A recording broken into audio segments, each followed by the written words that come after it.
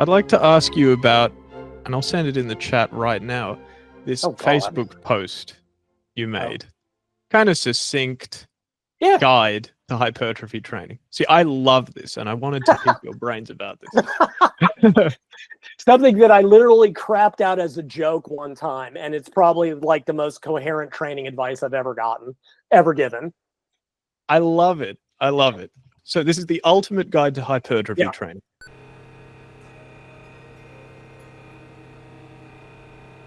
Step 1, lift the thing. Step 2, lower the thing. Okay. Step 3, repeat steps 1 and 2 6 to 12 times, and then rest a couple of minutes. Step 4, repeat step 3 4 to 8 times in a workout.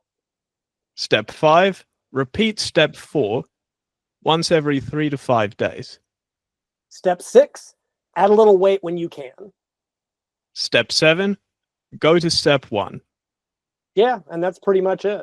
That's pretty much it. And basically for people that didn't follow that, what it's saying is do 4 to 8 sets of 6 to 12 with a couple minutes in between every 3 to 5 days, and add a little weight when you're able to. Yeah, you can basically just stop watching this video right now and you'll have walked away with most of the knowledge you'll ever need about training for muscle growth. Yeah, I mean, we could quibble about details, but in terms of the principles of growth, and we can, and that's of course most of what this industry is. Well, how fast do you lift the thing? How fast do you lower the thing? Well, what about 5 times or 3 minutes, or should it be 4 to 8 times, 4 to 8 sets, or 2 to 4, or 10 to 12? What, every 3 to 5 days? What about every 6? Like, in the aggregate summary of training for growth, that's it. Yeah. Awesome. Well, having just outlined the guide and what it means, let's do the quibbling and the little critical analysis. So, I mean, starting with points 1 and 2, or steps 1 and 2, lift the thing, lower the thing. We could talk about repetition speed. We could also talk about why even lift and lower the thing at all. Why not just do an isometric to grow muscle? Right. Like, say, for example, instead of doing lateral raises to grow your side delts, why not just do like the strongman crucifix hold? And it's just, so number 1 and 2 can be summarized as perform coupled concentric lifting and eccentric contractions, right? As a generality.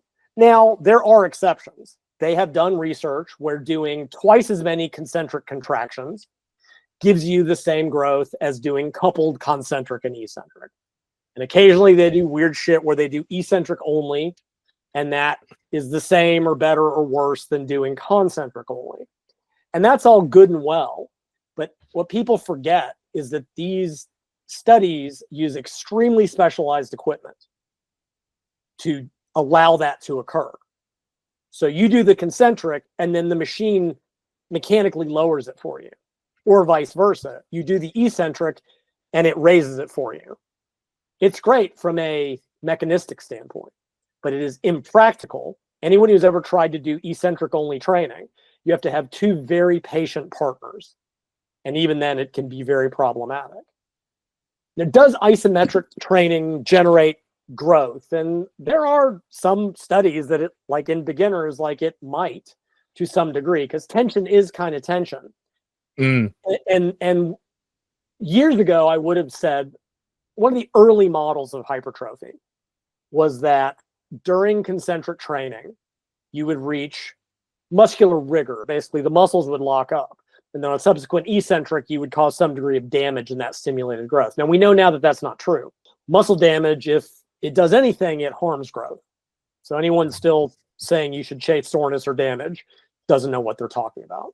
Would an isometric generate growth? I don't. Like I said, I've looked at the research and there is some stuff. I've never delved into it that much, but practically, I don't know how useful it would be. And I don't know, in the real world, it doesn't seem to work.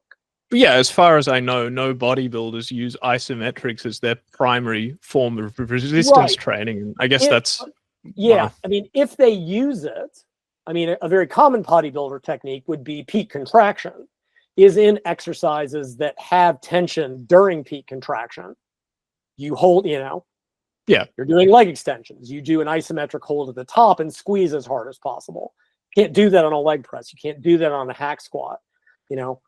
Powerlifters will occasionally do isometric holds throughout the movement to develop very specific angular strength, but that's for strength, not hypertrophy.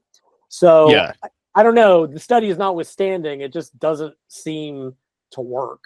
Right. So your best bet is likely to do full repetitions that involve both a raising and a lowering. And a lot of that's just practical. In most exercises, of course, that's going to be the case. Like there are exceptions. In some cases, we would reverse that. On a leg press, you lower the thing and then you lift the thing.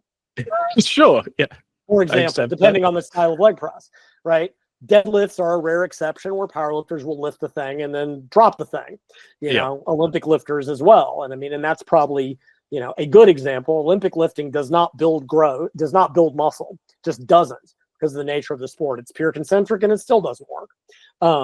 For tempo, it is generally agreed that the right tempo for bodybuilding training is to perform an explosive concentric or raising action and a slow and controlled eccentric or lowering action. Yeah, generally speaking. And if you look at the limited data on repetition speed, within reasonable ranges, by which I mean 2 to 4 seconds a repetition or so, the difference is negligible. So once you get out of that into the super slow stuff, it brings the tension so low that it's no longer really a training stimulus. But within that range, there are folks that will still argue for a more controlled concentric for reasons. But if it's heavy enough, even explosive, it will not move that fast, especially after the first couple repetitions. Like maybe if you're doing sets of 20, 25, you have to keep it a little bit in your pants on the first handful of reps. But yeah, like I like to see explosive concentric, a squeeze if the exercise allows it, if there's a peak contraction, and then 2 or 3 second eccentric. And that's pretty much going to be good enough across the board. There would be rare exceptions. I can't think of many exceptions outside of the injury thing we discussed. Yeah, sure. Super slow. Well, why not move on to step 3 then, which is to perform sets of 6 to 12. So why is that a good rep range for muscle growth? Perhaps we could start by discussing the pitfalls of lower rep training, i.e. sets of 1 to 5, and the pitfalls of higher rep training, i.e. sets of, 13 plus. Yeah. So back in the day, right? And I don't remember when. I've written this multiple times over the years whenever someone's like, and I'll just repeat that. So the hypertrophy zone was always 8 to 12. All kinds of textbooks would state this is scientifically proven to be the hypertrophy zone, but there was never a reference. Or if there was a reference, it was to another book. There was never any original data to support that repetition range. Now I have a theory. So in the earliest days of lifting, this came out of DeLorme's work in the 50s. You did 3 sets of 10. That was you still see this all the time. 3 sets of 10 for beginners. Even what I read from the heavy duty for women, 1 set, just sets of 10. Why? Probably that's why, because we can count to 10. No, I'm like dead serious. It's a nice even number. 9 sucks, 11 sucks, because power of the primes. Like 10 is just a number we can remember. Here's what I think happened. It's a shame we don't use base 12. Right? So what I think happened was you had bodybuilders trying to do sets of 10 and they lose count. And so sometimes they do 8 and sometimes they do 12 and they're like, 8 to 12. That's I'm not saying that's true, but I can come up with no better explanation. Sure. Or maybe they're aiming for 10 and they fall short. Yeah. If anyone that's ever trained, there's a reason I prefer low repetitions, because I cannot count that high without losing. I will lose track. There are practical considerations. 5 is I'm pretty good up to 5. The time you get up to 8, good luck. The beauty is if you ever train people hands-on, when it gets heavy, they count for you.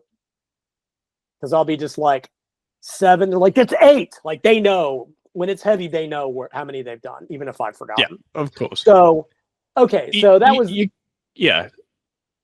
So that was. You can absolutely grow muscle with sets of 1 to 4.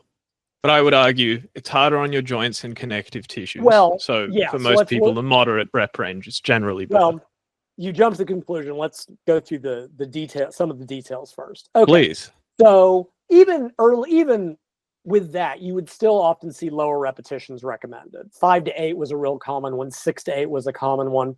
Now, when I was, I came out of school, and of course, I thought I knew everything about everything, like we all do.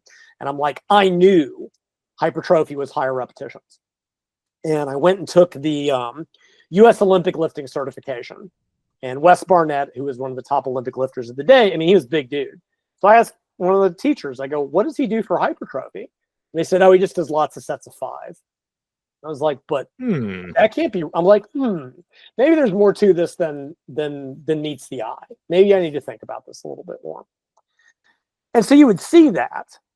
And I wrote an article years ago, very early in my career. And I remember I'd asked my training partner this. My training partner was a great bodybuilder, physical therapist, really bright guy. And I go, okay, dude, I got a question for you. If you had to pick one rep range for hypertrophy, but you could only do that, what would you pick? And he goes, 5 to 8. I'm like, exactly. And I wrote this article on my website to that effect. And here was my logic. And then I will get back to the original question.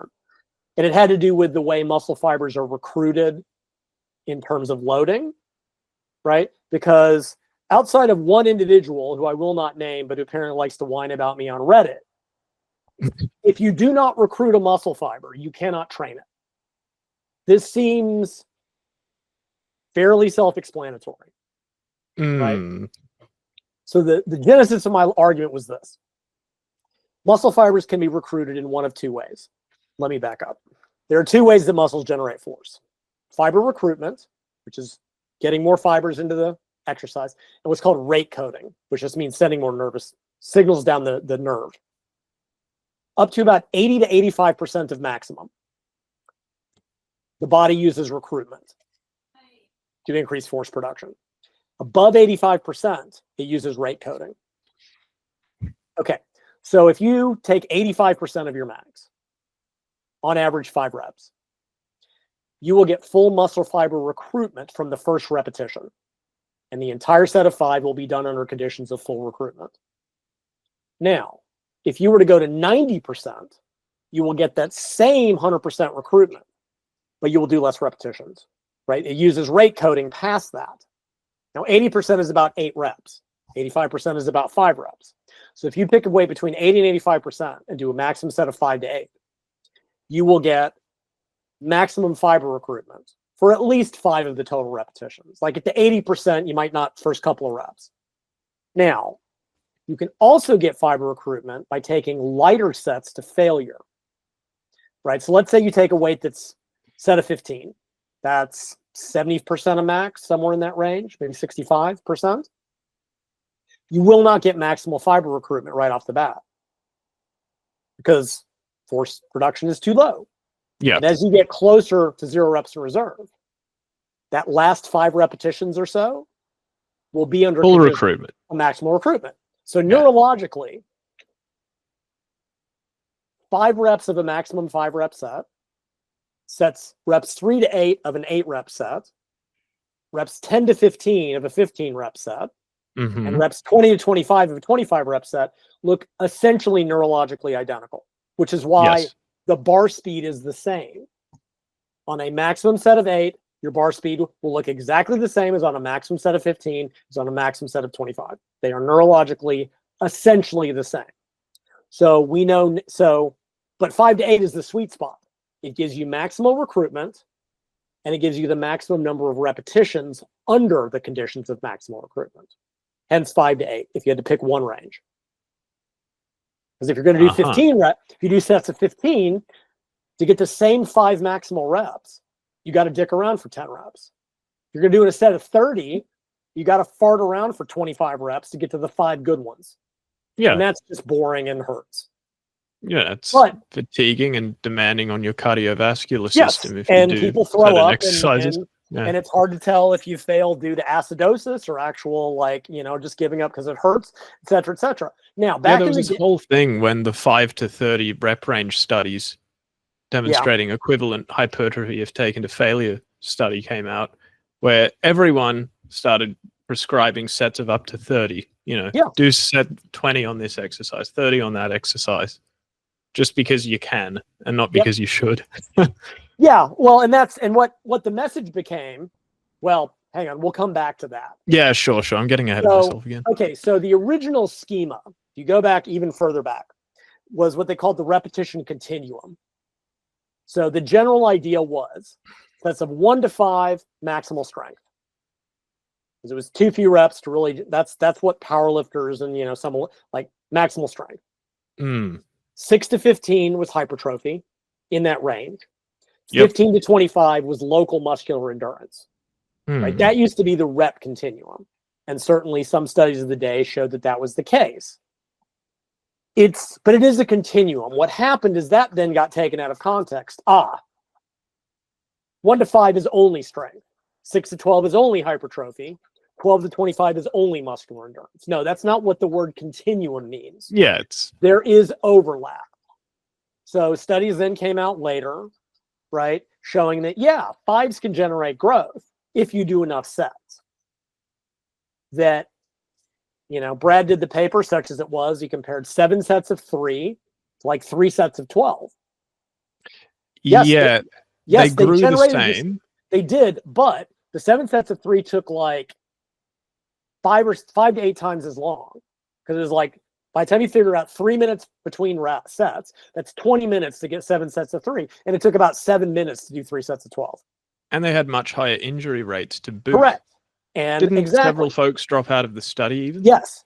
Yeah. So, yes, it can work, but you have to do a million more sets. And realistic, it'll take you so much longer to do it. And the risk of injury is much higher. So it's like, again, yes, physiological, can it work? Like, I don't know if you could do it with singles. I don't think you could actually do enough repetitions to do it, to get whatever. One question we have not answered yet, right? We know that you need some number of maximal force contractions to turn on growth, right? Via Titin and the Jack complex and all that stuff. We don't know how many, right? Chris Beardsley has thrown out a value of 25 per workout. I read his article half a dozen times. I've had people that work with him explain his logic to me. I still don't get it. But it doesn't matter. You accept it nonetheless. But it's probably close enough. There is some value below which you don't get maximal growth, and above which you either get no more growth or maybe less, because you're doing more, but we don't know. But if it is 25, you cannot do 25 sets of 1 with a max weight. Can you do 7 sets of 3? Sure, but you're probably going to get hurt. You can do 5 sets of 5 a lot easier. You can do 4 sets of 8 super easy. You can do 2 to 3 sets of 12. Right now, probably it's not actually accurate. We need to count the maximal contraction reps, but you get the idea. And then we had the low volume. Yes. Then we had the low load stuff. They're like, it's like, okay, so you can get growth at 5s if you do a lot of sets. And even my low rep range was 5 to 8, depending on the exercise. I wouldn't do 5s on, say, lateral raises, but you could do it on a leg press or a hack squat. Like only really for certain movements. Sure. And then we had the low load stuff that showed, if you do 25% of 1 RM and get 30 repetitions, you can get the same growth, but you have to do triple the volume load, which I think is funny. The same guys are like, volume load is all that matters. I'm like, well, then why do you need triple the volume load of low load stuff to generate the same growth as sets of 8? So then the narrative became, you can use any repetition range and get growth. And that may be true in a physiological sense. But and I wrote another article and said, is there a hypertrophy zone? And I said, in the strictest physiological sense, it is much wider than we used to think. I said, however, there is a practical hypertrophy zone in terms of striking a balance between so many low rep sets that you get hurt and you're in the gym for 1 million hours, the high rep sets that are painful and can only be applied to certain exercises. Something that got forgotten, most of the low load stuff was on leg extensions. Yeah, try that shit on squats. Try it on anything more complex than that, and you're still probably you're either going to get hurt or throw up or both. Right? People tend to forget that these tend to be very exercise specific.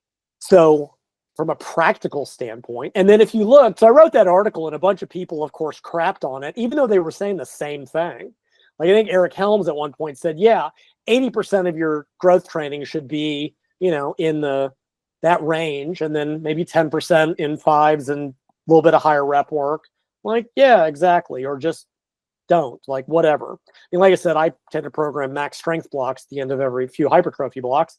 That's fives and triples. I don't use a lot of low load training because it sucks and it's boring, and I've done it and it hurts like hell. I mean, back in the day, my old training partner and I, so there's old Hatfield system, is a fiber type training system that we know also isn't particularly true, but you did sets of 5 for type 2, well, 2B, really 2X fibers, sets of 12 to 15 for 2A, and then sets of 40 for type 1. But my training partner and I, being who we were, decided to make that even a little bit more structured.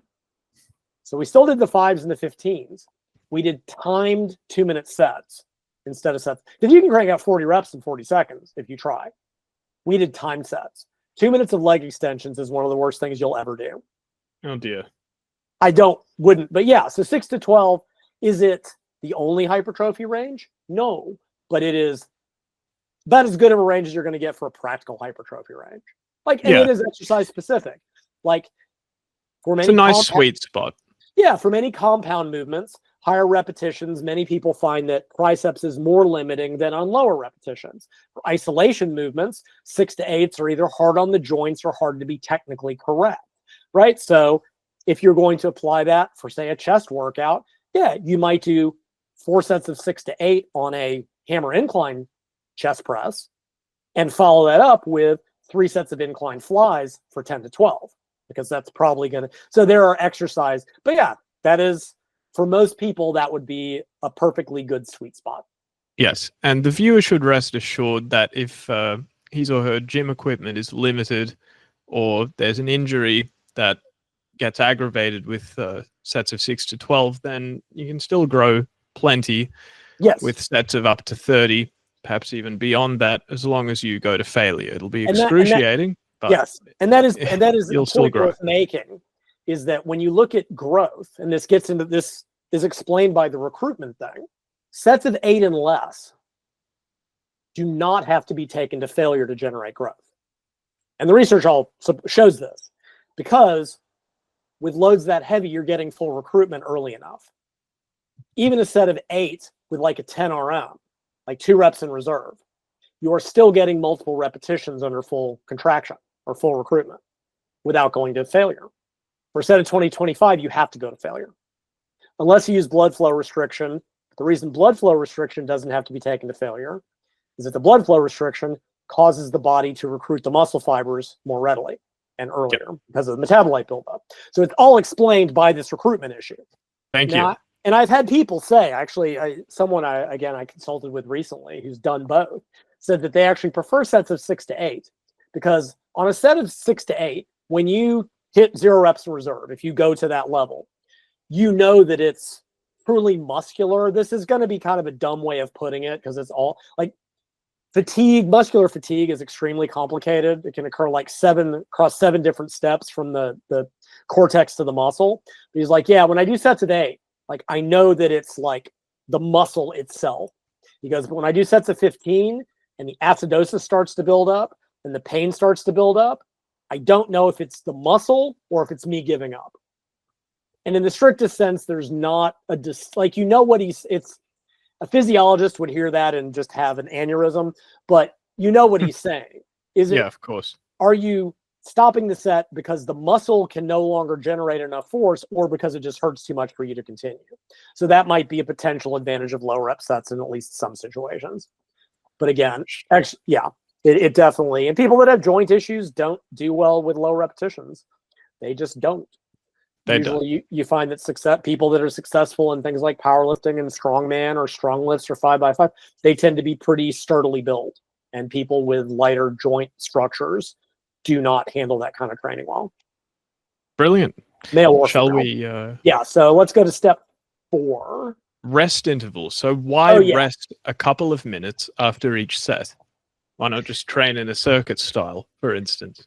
So I do think, and I would have trouble defending this, but there is something to cumulative fatigue in terms of, I don't think doing a set and then coming back to the same exercise 10 minutes later is the same as doing it with an incomplete rest interval. And I don't know if I could defend that physiologically. That's just one of those things that I feel is true. As much as anything, it's usually practical. Most people can't train in circuit style and move from exercise to exercise to exercise. So I generally prefer to either do the same exercise. If you're doing multiple sets per exercise, to do a set, take a rest, do a set. If you're doing alternate supersetting, you can alternate exercises with a shorter rest, right? Chest press, rest a minute, row, rest a minute, chest press, which gives you 2 minutes between sets. Yeah, as compared to chest press, 3-minute rest, chest press, 3-minute rest. It's more time efficient. And the reason to use, I like depends. I like full rest for heavier work because the goal is tension. And if you're using short rest intervals, you either drop so many repetitions or you have to drop the weight so much that the tension stimulus isn't as good. For higher repetitions, there may, like fatigue, by which I mean metabolic, there's something metabolic. There may be something to fatigue as part of the stimulus component. That if you're doing higher repetitions, you would typically use shorter rest intervals. You also may not need as long of a rest. So there are some contingencies, and that depends on rep range, exercise. Yeah. Talking of exercises, you might need up to 5 minutes to recover between sets of heavy squats and deadlifts. Right. But only say 90 seconds for triceps press downs, chest flies, barbell curls. Exactly. But in that range. Whatever rest interval you choose for a given exercise, though, it probably makes sense to keep it consistent, just to standardize your training. Yes, absolutely. Would you suggest that there's a kind of sweet spot? Like if you had to pick, I know you mentioned a couple minutes. I don't know if couple implies 2, 1, 2, that's a couple. Would you, if you could just throw out a number, this many minutes? If you had to pin me down, I would say, 2 minutes for exercises involving larger muscle groups and 1 minute for exercises involving smaller muscle groups. And that's probably good enough under most conditions. Perfect. Yeah. And I find two things. Back in the day, before cell phones infested training, most people didn't rest long enough because they get bored. Right? That was one problem with like real strength training. Getting people to rest for 3 minutes between sets, they get bored. And many people tend to go too quickly. Now, people spend 10 minutes on their damn phone in between sets doing jack so taking up the equipment. But for heavy work, to maintain training quality, I would rather see a little bit longer, couple minutes. Because go too long and you cool down. But again, when you're doing piss-ass training, you're just doing warm-ups anyway. Short rest intervals for higher rep work to increase the metabolic it's like you can fatigue. Kind of go... to increase the metabolic stress a little bit. I don't know that it matters that much. I go back and forth on whether or not.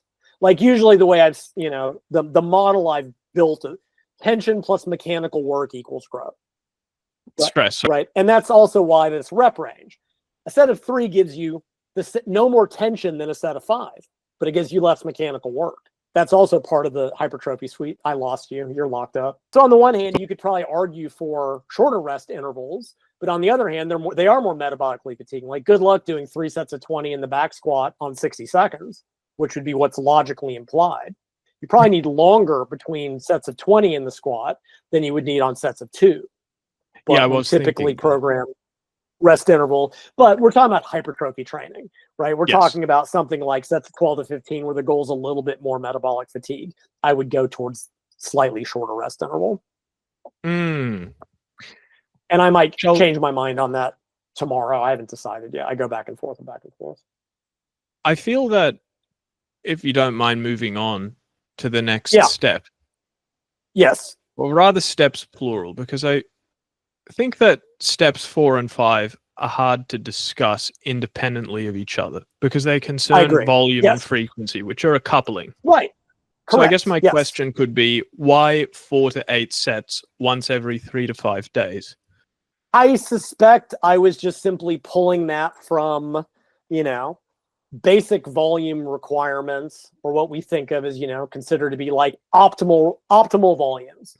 Which we've been throwing around 10 to 20 sets for a while.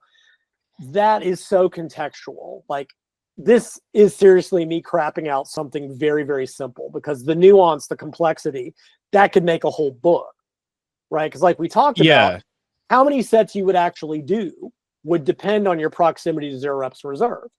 If you were going to all out limit failure, you would only do 4 sets. If you were stopping at 2 to 3 reps in reserve, you might do 8. So I just kind of picked that range because, again, this is something I crapped out in 30 seconds to be both deadly serious and facetious at the same time. So, and same thing with the frequency. I don't even know if I would say every 3 days. Well, every 3 to 5 days, right? Basically, I was describing my generic bulking routine, for lack of a better way of putting it, right? If you do an upper-lower 4 days a week, you're training each muscle group about every 3rd day, Monday, Thursday, Tuesday, Friday. If you do an ABA alternating 3-day, you're going to train every body part about every 5th day. Because I still, like I said, I know people have made once a week body part training work. I don't think it's optimal for most people.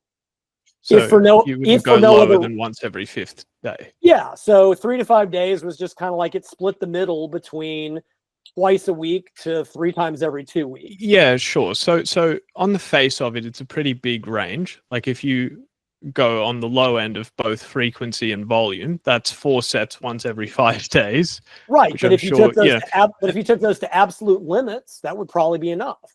Yes. Right. Like on the high end, conversely, it's like 8 sets once every 3 days, which is like, I don't know. Well, but those sets would almost 20 sets a week, surely. It would be 16, but if it was at 2 to 3 reps in reserve, that would be more than doable. Like that's the generic bulking routine, is like 6 to 8 sets at 2 to 3 reps in reserve twice a week. I'm sure you'd agree that for most people, you'd want to start off somewhere in the middle of that range, something that works out to about 10 to 14 sets a week. Yeah. Spread across 2 workouts and then adjust as necessary. Sure. Yeah. Like I said, this is, would this be appropriate for a beginner? Absolutely not. Would be this appropriate for an advanced on specialization routine? Absolutely not. That's why this is like the most generic prescription. This would be for like your typical intermediate trainee from years 1 to 3. This would get it done. Yes. So those caveats do apply. Sure. And you also wrote this with optimal muscle growth in mind. So that this isn't to say that you won't see good results even if you train a bit less frequently and with fewer sets than you're suggesting here. Well, but as again, the saying goes, you can't let the perfect be the enemy of the good. Well, but there's that inverse relationship. If you start going too low volume too infrequently, that becomes a problem. But it depends on what extreme you take it to. It depends on, are you train? Like I said, the variable of intensity plays such a massive role here. Yep. Like if you're, very much. You did one all-out limit set every 5th day, it would generate some growth. Would it generate optimal growth? I don't know. But this wasn't, I didn't say it was the optimal guide to optimal hypertrophy. This within the ultimate guide. Within these parameters as a range, this pretty much covers what the average person will probably get the furthest doing. Like if you look, so if you go back and look at that old Wormbaum meta-analysis that everyone decided was crap, and yet we seem to keep coming back to every 4 or 5 years.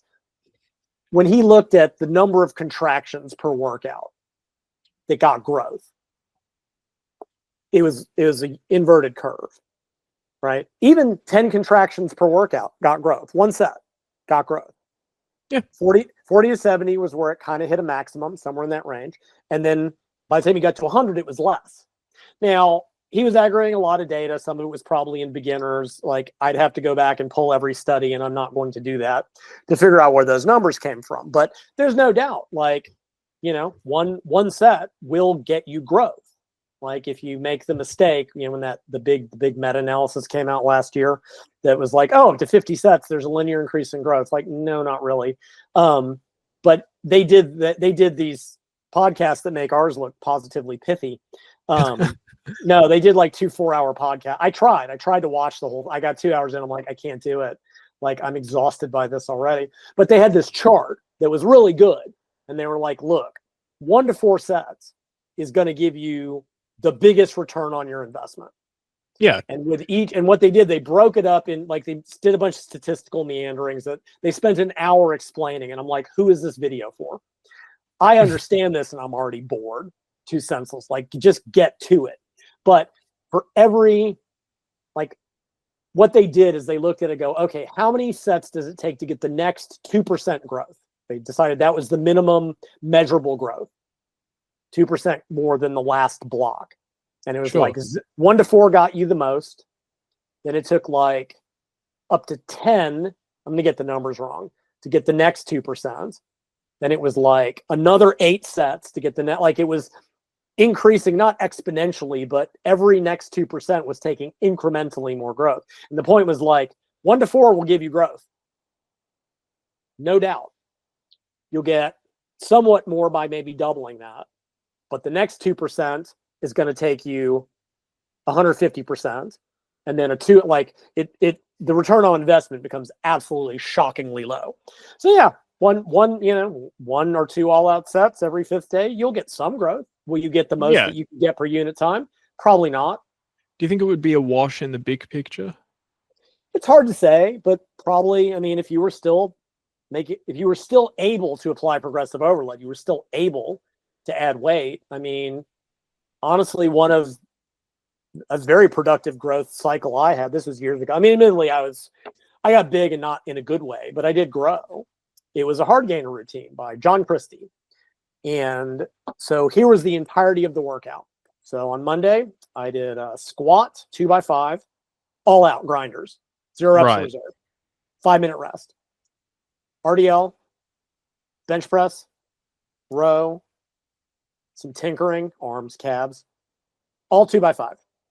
Friday, deadlift, overhead press, pull down, tinkering, all 2x5, all out. Started submaximally, built up, added a tiny bit of weight. I mean, we're talking like 1.25 pounds per side, half a pound per side on the little stuff. I did it for like 9 months straight. And I mean, I ate like a pig, but I got bigger and I got fatter too. But that's because my diet, I was eating too many calories. That's about as low volume as it gets, but the goal is progressive overload. The goal is to add weight to the bar. And as long as you're eating big, you can do that on low volume. Am I recommending that? No, it's just to make the point. That like, you can, said there's that inverse relationship.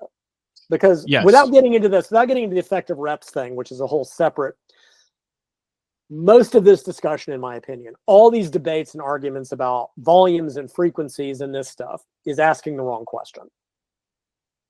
It's not a matter of how many sets and reps you do. You can do 10 sets of 10 pissing about and get no stimulus. You can do 2 all sets of 10 and grow. There is a variable that's not getting discussed. And I think the better way to look at it is in terms of these maximal repetitions done under maximal recruitment. What Blade called stimulating reps, what Beardsley calls effective reps, what Arnold and his ilk called the growth reps. They're like those last 2 or 3 hard reps. Those are the growth reps. They knew. Yes. They didn't grind, but they trained hard. A lot harder than what we're seeing these days. So you can do 10 sets of 10. And if they're at 5 reps in reserve, you've got 0 effective reps. It's not a growth stimulus. It's a piss about stimulus. If you do 2 all-out sets of 10, you've gotten 10 effective reps. It will be a growth stimulus. If you do 1 dog crap set, activation set of 8, you get 5 effective reps, and then you get 3, 2, 1 on the mini sets. You've gotten 10 effective reps in 1 all-out set. If you do 8 sets at 2 to 3 reps in reserve, so that you're getting 2 to 3 effective reps, you're getting 16 to 24. It's not about the sets and the reps. The way we need to be, I think if we math it out this way, and also look at the differences, you're training bench and you're measuring triceps, that's only half the volume. I think if we math it out correctly, all of the supposed contradictions between all these different training styles will go away, because you'll find that they're generating the same number of effective reps. I could be wrong about that, but no, I won't be, because I see no other way. Well, I see no other way to build a coherent model that explains why all these things seem to generate the same growth, right? So they compare 3 sets of 10 to failure to 3 sets of 25, right? Same growth. 3 sets of 10 to failure will generate 5 effective reps per set. That's 15 per workout. 3 sets of 25 to failure, 5 effective reps per set, 15 effective reps. The volume load is totally different. The sets and reps are totally different. The number of effective reps is identical. That's my hype. That's the model I currently work under. It Yeah, could be wrong. so- but I see no other coherent way. Right. So I guess to wrap up this section, Oh the yeah, first thing to say is, if you can only do, say, one hard set per week for your biceps, then don't despair. The return on investment is still good. The second thing to mention is, the closer to failure you are, the closer to failure you are on any given set, the more growth you'll get out of it. So if you train really, really hard, then you'll want to be on the lower end of Lyle's range. Conversely, if you're allergic to really hard training, then you'll want to be on the higher end of Lyle's range. Both approaches are fine as long as steps 6 and 7 are taking place.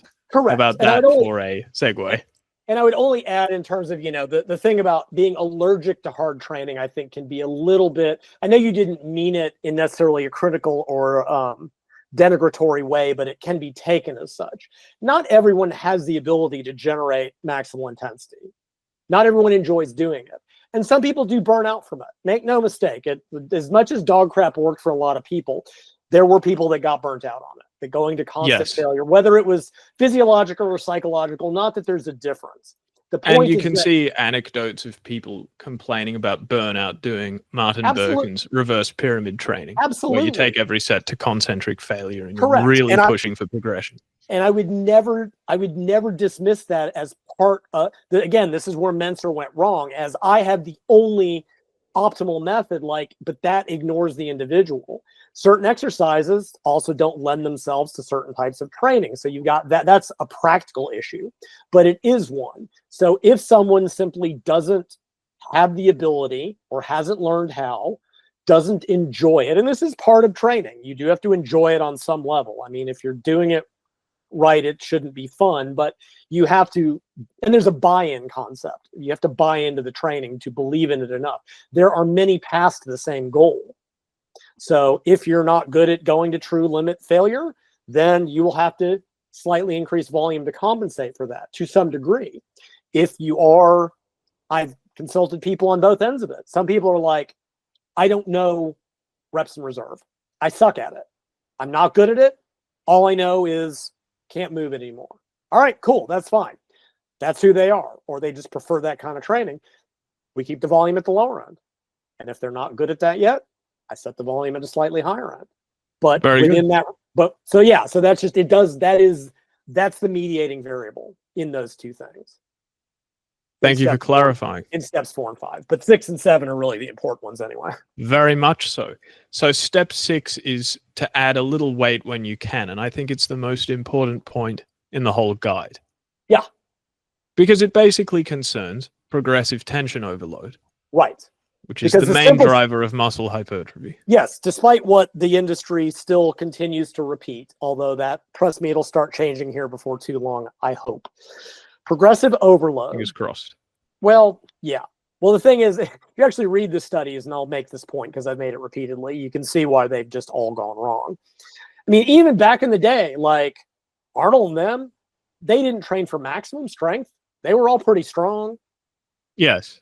Right? Like, no, they weren't trying to be powerlifter strong. They weren't trying to get strong, go heavier at every workout, but they were strong because, of course, they were. But in the long term, progressive tension overload, forcing the to lift progressively heavier loads is and we've known this since the 70s, right? Yes. Back in the day, people used to argue with me, oh, we don't even know what turns on muscle growth. Well, actually, yeah, we do. It's high tension overload. Gold Spink showed that back in the 70s. This is so well established. It's painful. Are there other parts to it? Absolutely. But that, and we know why. Now we know why high tension overload actually turns on growth. Because, and I talked about this, and I know I wrote an article series about this. Because for years we didn't know. They couldn't figure out, because the question was, protein synthesis is biochemical. And the question was, how can a mechanical stimulus turn on a biochemical process? And the physiologists couldn't figure it out. And the story, as I heard it, was they had some biophysicists come in to look at it with a set of fresh eyes. And they said, if the muscle were connected to the cell membrane, mechanical tension could pull on it and cause things to happen. And they went looking and they found, holy crap, there is a lattice work of connective tissue, what are called integrins, like chitin, that are connected to the cell membrane. As opposed to incretins, which we've also discussed. That's a whole separate thing. Yes, the integrins that are connected to the cell membrane itself and to components of the cell membrane. So high mechanical tension through these integrins pulls on something called focal adhesion kinase complex, which causes something to happen with palmitate, and that turns on mTOR, the mammalian target of rapamycin, which is its own interesting historical story that I don't remember well enough. So they came in and they were just like, well, if this, and they went and looked and go, I'll be damned, you're right. You're right. That is, in the long term, the trigger to growth is progressive tension overload. If for no other reason than as the muscle gets larger and stronger, because muscle force output is related to cross-sectional area, and there's a bunch of complexity to that, you have to lift progressively heavier weights to maintain the same maximal tension stimulus. Just like if you're riding a bike and you're trying to improve your aerobic capacity, once 20 miles an hour doesn't generate a high enough heart rate, you can't just ride longer. You have to go faster. In the weight room, in response to the adaptation that makes the current weight on the bar too light to trigger a stimulus, you have to add weight to the bar. Yeah. Now, let's qualify that because everybody messes this up. Not everybody, but a lot. When I say that, I don't mean every workout. I don't mean every week. I mean, yes. I want to commend your careful phrasing of add weight when you can. You're not saying add weight every workout or add weight every solar eclipse. You're saying do the work, let the adaptation occur organically, and then add weight when you can.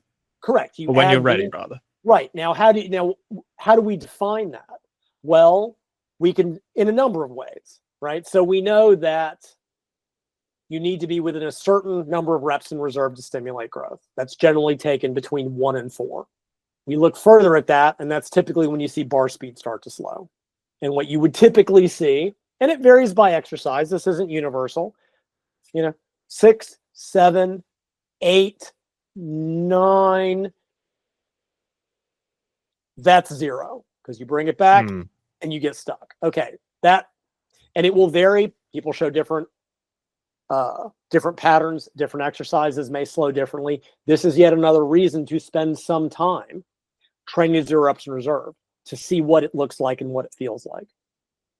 So one way to do it, knowing when to add weight. Well, if 2 weeks ago, 8, 9, 10, and now 2 weeks later, 6, 7, 8, 9, 10. Okay, that 10th rep now looks like the 8th rep from 2 weeks ago, speed-wise. You've gotten stronger. Your muscles have become a little bit bigger. It's time to add weight. If you're using reps in reserve, if you're good at that, well, if your target was 2 reps in reserve, right? So 7, 8, you'd grind out 2 more. Well, when you're at 4 reps in reserve, 7, 8, it's time to go up. Right? You're now 2 reps stronger than you were. One heuristic I use for people that aren't good at this, and many aren't. It's not meant to be, it's a learned skill to know when it's time. This is where a repetition range can be very useful, right? So I gave a 6 to 12. Like, let's say you set a range of 6 to 8. Well, currently you can get away for 6 reps. When you can get 8, go up a little bit. I'll bring you back to 6. The old double progression. Or 8 to 10 or 8 to 12 or whatever. You start at the low rep range. Over time, however many weeks it takes, you build up. You hit the high end, you add weight, come back down. That works really well. One thing I will occasionally recommend to people who aren't good at reps in reserve and who aren't training to limits, which again is completely legitimate, every once in a while, like let's say you're doing 3 sets of a given exercise, every once in a while, take that final set to 0 reps in reserve. Go ahead and rep it out. Like, not all the time. That's actually just as a hilarious aside. Because of the video series I did, everyone's like, oh yeah, Lyle advocates training to failure. No, you illiterate cretins. I said, this is what it looks like. Other people in the industry recommend train to failure far more than I ever have. And you can look at my 30 years of history in this industry, and that is provably true. They'll be like, oh, you can take your 4 set of an exercise to failure in every workout. I've seen powerlifting workouts that are really like, oh, do an AMRAP set of squats every week. Sure. AMRAP deadlifts. Oh, I believe you. I would never do that. But every few weeks, take that final set to limits. And the heuristic is this. Let's say you're doing 6 to 8 reps. If you get to 10, well, you're still at 2 reps in reserve. You're fine. If you get 11 or more, it's time to add weight because now you were at 3 to 4 reps in reserve. But if you're an intermediate, you're not going to be adapting that quickly. You're just not. Certainly not every week, certainly not every workout, unless it's a new exercise that you're learning or something. It might be every 3 weeks or every 4 weeks. I can't say. It'll depend. Different exercises may adapt at different rates. It just depends. At the advanced level, it may take even longer than that. And now the hard is go like, but how are you still stimulating growth if you're not adding? Well, if the weight you're lifting right now for a set of 8 is 2 reps in reserve, and a month still from a now, stimulus. it's still 2 reps in reserve, it's still a damn stimulus. Yeah. You don't need to add weight until the current stimulus is no longer a stimulus. And that's after you have adapted. But that in the long term, like I said, hence we go back to Arthur Jones's statement. By the time the average man can curl 200 pounds, his arms will be as big as they can possibly be for any task less than wrestling a bear. And I would ask any of the supposed academic exercise scientists, the naturals, Eric Helms, Phil Milo Wolf, if progressive overload doesn't matter, why did y'all bother getting strong? Why aren't you just still squatting 135 for 15 and just doing more sets? Eric, why do you compete in powerlifting? Milo, why are you able to squat for? Why did you bother? Why did you bother building your squat to 405 if progressive overload isn't that important? It's real simple. There are 0 large, natural, weak bodybuilders. But people go, but they're not powerlifter strong. I didn't say they were.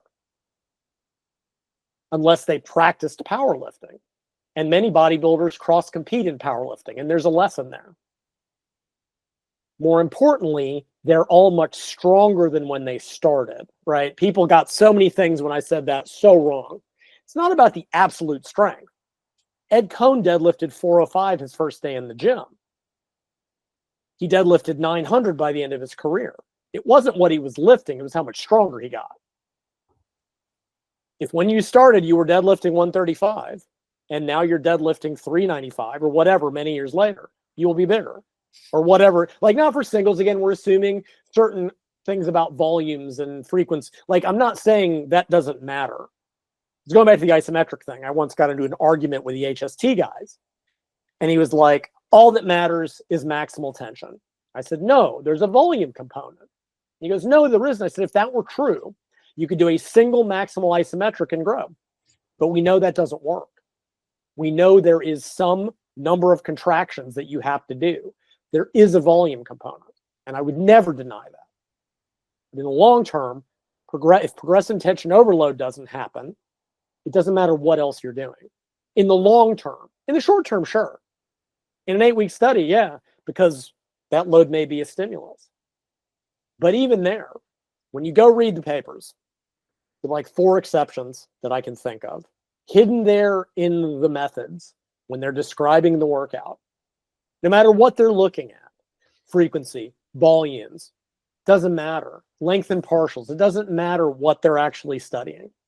It will always say in the methods, both during the workouts and from workout to workout, we adjust the load to make sure that we keep the repetitions in our goal range. Meaning, as they get stronger, we add weight to the bar. Progressive overload is built into the studies because lab coats know what PhDs in exercise science and the fitness industry don't. Without progressive overload, it's not training, which means that all these other things, volume, etc., are on the base of progressive overload. That's assumed because that's primary. Now, yeah, there are a couple studies, there's like 4 of them, that short term, that one compared progressive overload to random ass training. One compared progressive overload to adding reps. And yeah, over 8 weeks, there was no difference in growth. And I wouldn't deny that. Because over 8 weeks, people weren't making enough progress to need to add weight. That's fine. But long term, again, you can prove it. Go to your gym, find somebody benching, whatever. Come back in a year. And if they're benching the same amount, they will be no bigger. I don't care if they're doing infinity sets. It won't matter. Without progressive overload, either on the bar or in the needle, in Ike Miserfell's case. I mean, that's the thing. And this is the huge problem. When you jack in enough anabolics, you don't need progressive overload. Although it is interesting to note that many of the best bodybuilders are strong as fark, right? Yeah. Dorian was strong as hell. Go find guys listening. Go find the videos of Arnold squatting. He was not weak. He was not. None of them are. But you can piss about with light weights and just take more drugs and you will grow. Like I said, there are no weak, big natural bodybuilders. They do not exist because it can't be done. Very good. Do you think we're ready to move on to step 7? Sure. Pretty easy. Go to it simply states well, I think it can be charitably interpreted as stay consistent. Yeah, it just means yeah. Well, it's just a must, saying that after right? you add a little bit of weight, then you go back and you lift the thing and lower the thing and do this for a number of reps and a number of sets at a certain frequency till you can add weight again. And do it over months and years. Yeah, exactly. And we can quibble and intensity cycling and deloading and all this other, and that's fine. But we're talking about just like the simplest explanation of hypertrophy training. And if you look at any time-tested or effective training system, right, that has been provably shown to generate growth over time, and there are many of them, right? Hypertrophy specific training, dog crap, myoreps, FST7 was a thing a while back. I think it's still around. There's Scott Stevenson's fortitude training, generic bulking routine. Generic, we all agree. There's all these, and if you look at them, they have more in common than they don't. Like they take slightly different paths, but they're all usually about 8 to 12 week cycles. Dog crap is about 8 weeks. Generic bulking routine can run 8 to 12. HST is like 12. They all focus on some consistent interaction of frequency, volume, and intensity. Right? Dog crap, lower volume and frequency, higher intensity. Right? You only train each muscle group every 5th day, but with 2 drop sets. So lower end of the volume, but lower frequency, much higher intensity. Hypertrophy specific training, a little bit higher frequency, a little bit lower intensity. Moderate volumes, GBR splits the middle. Fortitude is a little bit more of a mix. But they all focus on, over time, adding weight to the bar. The way Dante put it in the 2000s, because even then people were still locked into the pump and the squeeze and all that stuff. And he realized the population he was talking to when he said growth is stimulated. And this is also important. People also get this wrong. Growth is stimulated by becoming stronger in a moderate repetition range. And that's key. Because when I talk about progressive growth, they go, well, you can get stronger in singles and not get bigger. Well, that's great, because that's not what I'm talking about. I'm not talking so about... this refers more to step 6 than step 7. Keep going, but... Well, yes, in the sense of people are like, well, you can get a lot stronger on singles without getting bigger. I'm like, and that'd be great if that's what I was talking about. There are absolutely technical efficiency, neurological pathways. I go, hence moderate repetition range. That's the qualifier. And what does number 3 say? 6 to 12 times. I'm not saying repeat number 1 and 2 one time, because that's a very different style of training. Dante made it a little bit more explicit. You need to be in a moderate repetition range and be adding weight. That's what stimulates growth, which is just a different way of summing up, my whatever, 1, 2, 3, and 6, and 7. Like he didn't talk about but all of those. Brian Haycock's goal every 2 weeks was to set a new PR for a given repetition range. Sure. My goal with with GBR cycle, you should be setting a new PR in terms of the poundage being used for the repetition range for that given exercise. Now, there's a zillion qualifiers to this, assuming you maintain your form and don't start cheating and etc. Like, but again, this isn't.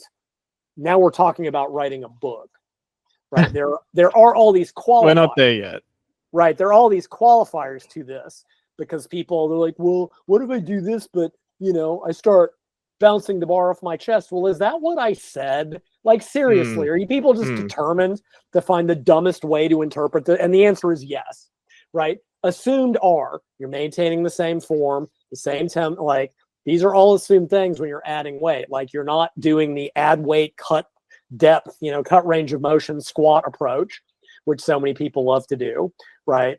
We're assuming certain things are staying consistent, and assuming that those are true. That is what makes you bigger, is getting stronger in a moderate repetition range.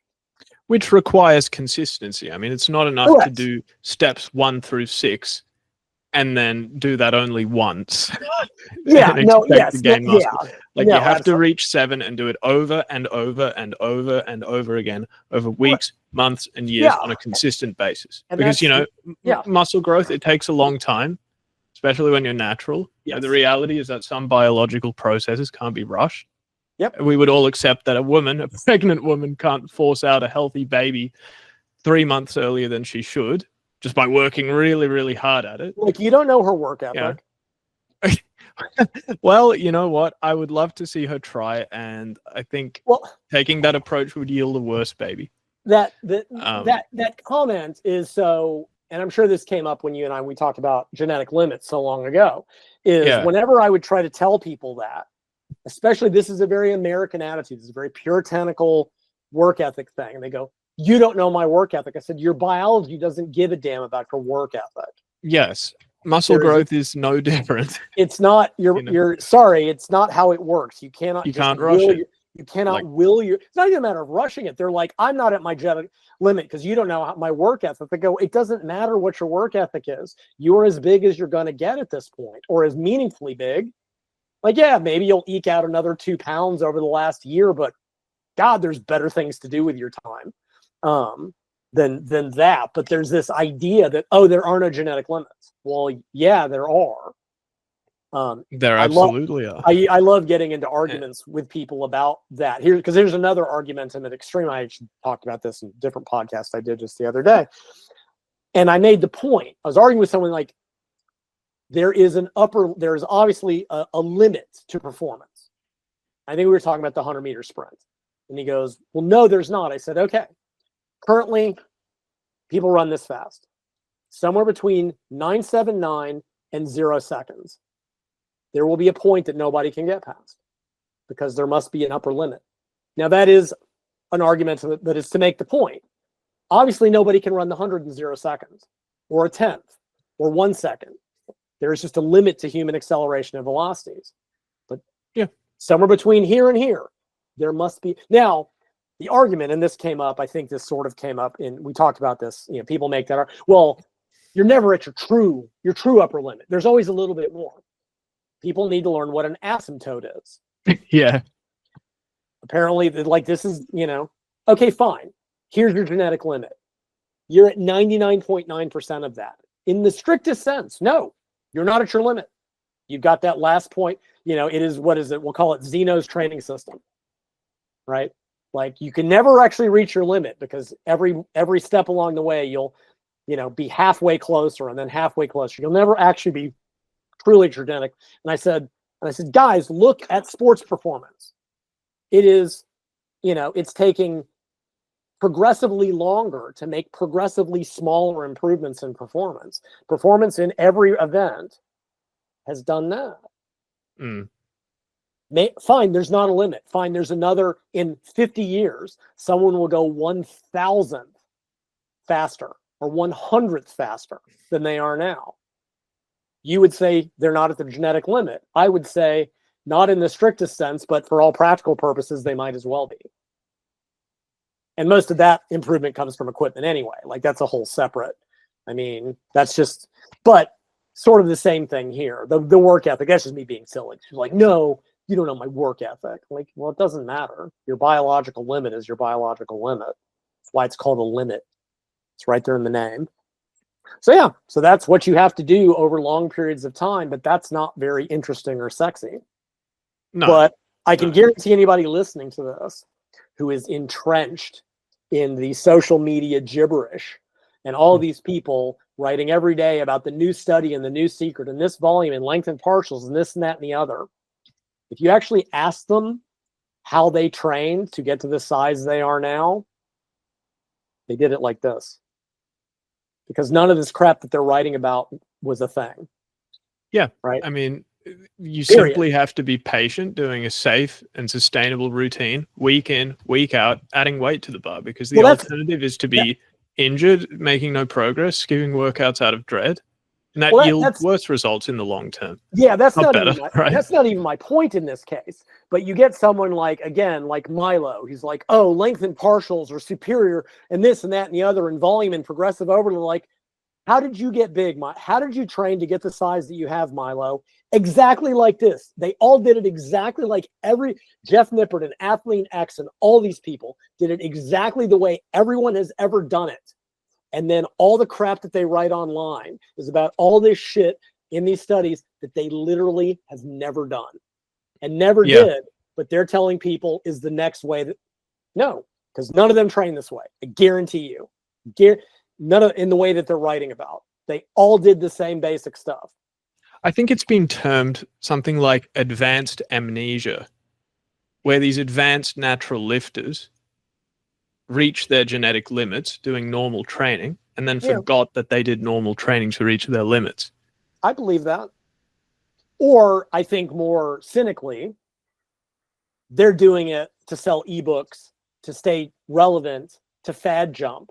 Because when the high frequency thing came around and a couple of guys in the industry were like, yeah, I'm training high frequency. It's working really well. You guys are both high level bodybuilders that haven't gained an ounce of muscle in 10 years. You're not doing real well on it. You got an ebook to sell. Yeah. Right. And then suddenly when high frequency was no longer the thing, they were doing oh yeah, I'm doing BFR. It's working really well for me now. All right. How many gains have you made? None. If anything, you're smaller than you were 10 years ago because you're getting older. Stop lying to people. But that doesn't allow you to generate content.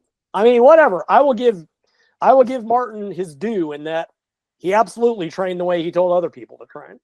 There's no, I mean, he's got a torn bicep and a torn quad because of it, but you know, he certainly never fad jumped like that.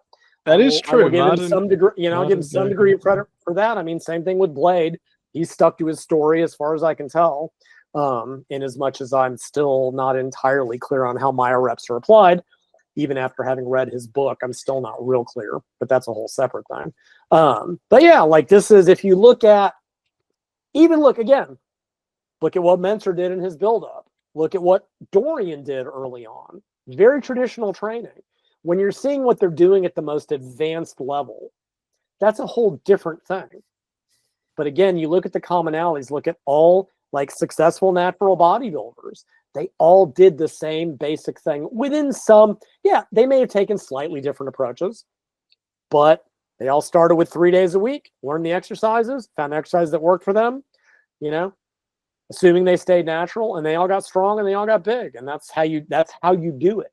And they probably did more, going back to one of our original points, in as much as bodybuilding became kind of its own activity outside of the earlier days. I think bodybuilders now pay much more attention to things like symmetry and smaller muscle groups that wouldn't have been emphasized in the 50s. All guys want to do is bulk and power. So there's lots of heavy leg and back work. They're like, if you want to get big overall, you do the bulk and power work. And then you do some refined stuff and you go pump it up and do some arm work and things of that nature. But again, that's what training was. Certainly with the advent of bodybuilding as its own sport, it did, make no mistake, it developed its own specialized techniques for a reason. I did another consult with someone the other day, and they had done strongman and powerlifting, and they decided quite rationally, I'm like, I want to switch to more bodybuilding so that I can stay in one piece as I get older. And realistically, it's a lot safer of a training. And so I'm going through over him some of these principles, and he's like, And I'm like, okay, no more back squats. I'm like, F the overhead press. He's like, wait, what? I'm like, the goal is to stimulate the muscle, not to train a movement. But like, it's so foreign to him.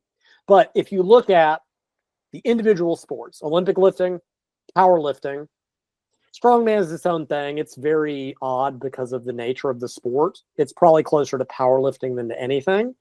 And bodybuilding, do they all involve weights? Yes. Do they all have very different, what we consider optimal training? Yes, absolutely. Right? Olympic lifters, right? Their focus is on explosiveness, quality of training. They do not do the Olympic lifts to failure, ever. Usually not to limit. I mean, they miss, but that's different, right? So they will do multiple sets of 1s, 2s, and 3s in, the 85 to 90% range. They will do squats and assistance exercises, not grindy, very explosive. But here's what's interesting. The Chinese Olympic lifters who have made being jacked part of the sport again, they do bodybuilding exercises. Their coach tells them to do 8 to 10 sets of 8 to 10 reps or until they get bored, to find 1 or 2 exercises that really works well for their muscles. And if that means leg extensions, that's what they do. Because they know that if you want to get bigger muscles, you don't look at what the Olympic lifter, you look at what the bodybuilders are doing. They have refined the art of hypertrophy. And if you want maximal strength, you look what the powerlifters are doing. And there the two shall meet, unless you've got an athlete that needs some combination, right? Again, look at how I train Sumi. Her power lifts were singles at 90%. Not explosive because she doesn't move fast doing anything, but probably closer to Olympic lifting style than traditional powerlifting, certainly. Her assistance work was more powerlifting, was what would be traditional powerlifting, 3s and 5s, heavy, and then bodybuilding work. I wanted to use the right tool for the right goal. So bodybuilding has certain techniques that they developed, some of which are good and some of which are nonsense. Like I said, the goal of bodybuilding is to stress the muscle to the greatest degree, to generate a local adaptation, because growth is local. That's something else that back in the day, everyone was like, oh, squats are systemic growth and all that nonsense. Like, no, growth is a local phenomenon completely due to mechano growth factor and all that stuff. So it's like the goal is to stress the target muscle with a combination of tension and mechanical work to turn on protein synthesis. That's all hypertrophy is. My ultimate guide is just the parameters that will do that. And as I put in another, I did this ranty ass post in my Facebook group. Somebody just pissed me off and I was tired of nonsense. So I want to do my best work. And I said something to the effect of, I said, look, the acute training principles, number of reps, number of sets, proximity to 0 reps reserve. That's what turns on protein synthesis during the workout. Adding weight over time is what keeps growth occurring in the long term. Because that's it. If you're not doing enough to turn on growth during the workout, you never get to step 6. Sure. Which also brings me just as another side rant, one of the dumbass arguments from several years ago, most of which can be summarized as, we just want to make Lyle wrong. That's where most of this seriously derives from. Because I spent 20 years going progressive tension over, like adding weight to the bar is what builds muscle. And they said, no. Building muscle is what lets you add weight to the bar. Here's my question. Where does a circle start? Where does a circle start? You got a certain weight on the bar. You gain some muscle. Okay, let's say you stop here. You come off the circle. You no longer add weight to the bar. Well, you won't grow anymore. Come back around and you add weight. What does adding weight do? Cause you to gain more muscle, which allows you to add more weight, which allows you to gain more muscle. It's adding weight stimulates muscle, so you can add more weight. It is a semantic argument that comes down to, we want to make Lyle sound wrong. Same thing with the volume, right? They're like, oh no, you add weight. Well, just add volume. Okay, so you add volume and you grow. What happens now? Add more volume, you won't grow anymore. You still got to come back and add weight at some point. That's primary. It always will be. And nothing will ever change that. I mean, that's just all that's all I have to say about that. I mean, it's just like, that is the The primary, is it the only factor? Of course not. But is No. the primary factor? Adding volume can facilitate adding weight. To a point. And I mean, yeah, like, and I talk, there are places, it's funny during the whole volume thing and the volume escalations, pretty much everybody except Ike was saying, yeah, you don't do volume escalations, with like one exception. Well, okay, there are exceptions. A beginner will be escalating volume from their beginner volumes because they're very low. And as you will increase them somewhat. Again, they go up to the intermediate level, then they come down as you get the advanced level, right? It doesn't do this unless your drugs are also doing that, which is where that all comes from. The Russians were the ones who kept going more and more and more volume as you get more advanced. Yeah, because they kept giving them more and more and more drugs. So that would be a case where volume escalation. Okay, if you're coming back from a layoff, you're going to start with low volume and you're going to build back up to your old volumes gradually. But that's just coming back. And somebody, I forget who it was, in a podcast said, okay, this is a COVID thing. So let's say you've got 2 kettlebells, a 7 kilo and a 20 kilo. Probably not a place where you're going to be able to make a weight jump. That would be a place where adding volume might be the only way to apply an overload in the short term. And I certainly don't disagree with that. But again, that's a specific practical issue. Because at one point, Ike wrote this article for the Strength and Conditioning Journal trying to defend his volume escalation it's a great paper. Eric Helms, Brian Miner, and Jacob Schepis tore to pieces. Yeah. And what they wrote in there, they said the best way to go about it is to set weekly volumes based on either scientific background or past history and add weight to the bar as adaptation occurs. I'm like, wow, that sounds really familiar. Because like I said, that's what got left out, is that, because I know the coach that recommends those types of volume escalations, but it's occurring with dose escalations. Yeah. And that's fine. Again, I'm not saying that's an illegitimate way to train in that context. I will, in as much as I don't know much about it, I absolutely agree that for people on anabolics, adding weight too quickly can get them hurt because their joints fall off because you get so strong so quickly. There is a reason. I got a good buddy who's been on for years and is very smart. He's like, yeah, when you're on high doses, you do just let the training do the work. You're not trying to go heavier and heavier and heavier all the time because you do get hurt. And I'm like, let the drugs do the work. But you do still, again, look at most of these top body, they're very strong. The difference is they're probably not needing to add weight to the bar as all. And it's interesting if you listen to people like in the industry that are honest about it. Like I think Greg Doucette has talked about this. I think you told me about that, where he said very explicitly, look, the training when you're on versus training when you're natural are completely distinct. What you not only can do, but probably should do. Because as a natural, you're not going to be getting strong so quickly that you're going to get into joint problems unless you do high frequency BS. And then you get tendonitis and lose 9 months of training. But when you're on anabolics, my understanding, you do get strong so quickly that you can very rapidly get into trouble. And you probably do have to be a lot more moderated. So just to come back to consistency, and then we can take a little break. Yeah. I guess you would exhort the viewer to be careful of fads, length and partials, high frequency training, train more than the pros, which some pharmaceutically enhanced amateur bodybuilders advise you to do. You should probably train more than the pro bodybuilders you follow. Just do the stuff that works and be consistent with it, however boring and difficult it may be. I mean, yes, it's what's so funny to me.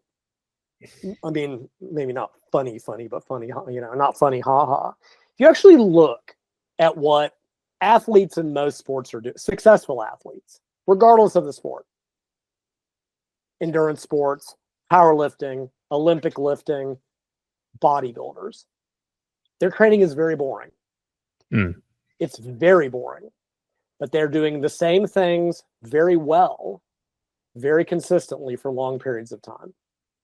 Now, I'm not saying that there aren't changes that are occurring over time as they adapt as they have weak points, as they find more limitations in their performance. There may be changes that are occurring, but it's always within a framework of the most boring, consistent crap you've ever seen. Sprinters are doing speed work twice a week. They're doing technical work. They're doing a little bit of endurance work, depending on the event. Endurance cyclists are riding endless miles, 80% of their volume. Powerlifters are practicing the lifts and doing assistance work. Olympic lifters are practicing the lifts relentlessly, doing assistance work and then other stuff.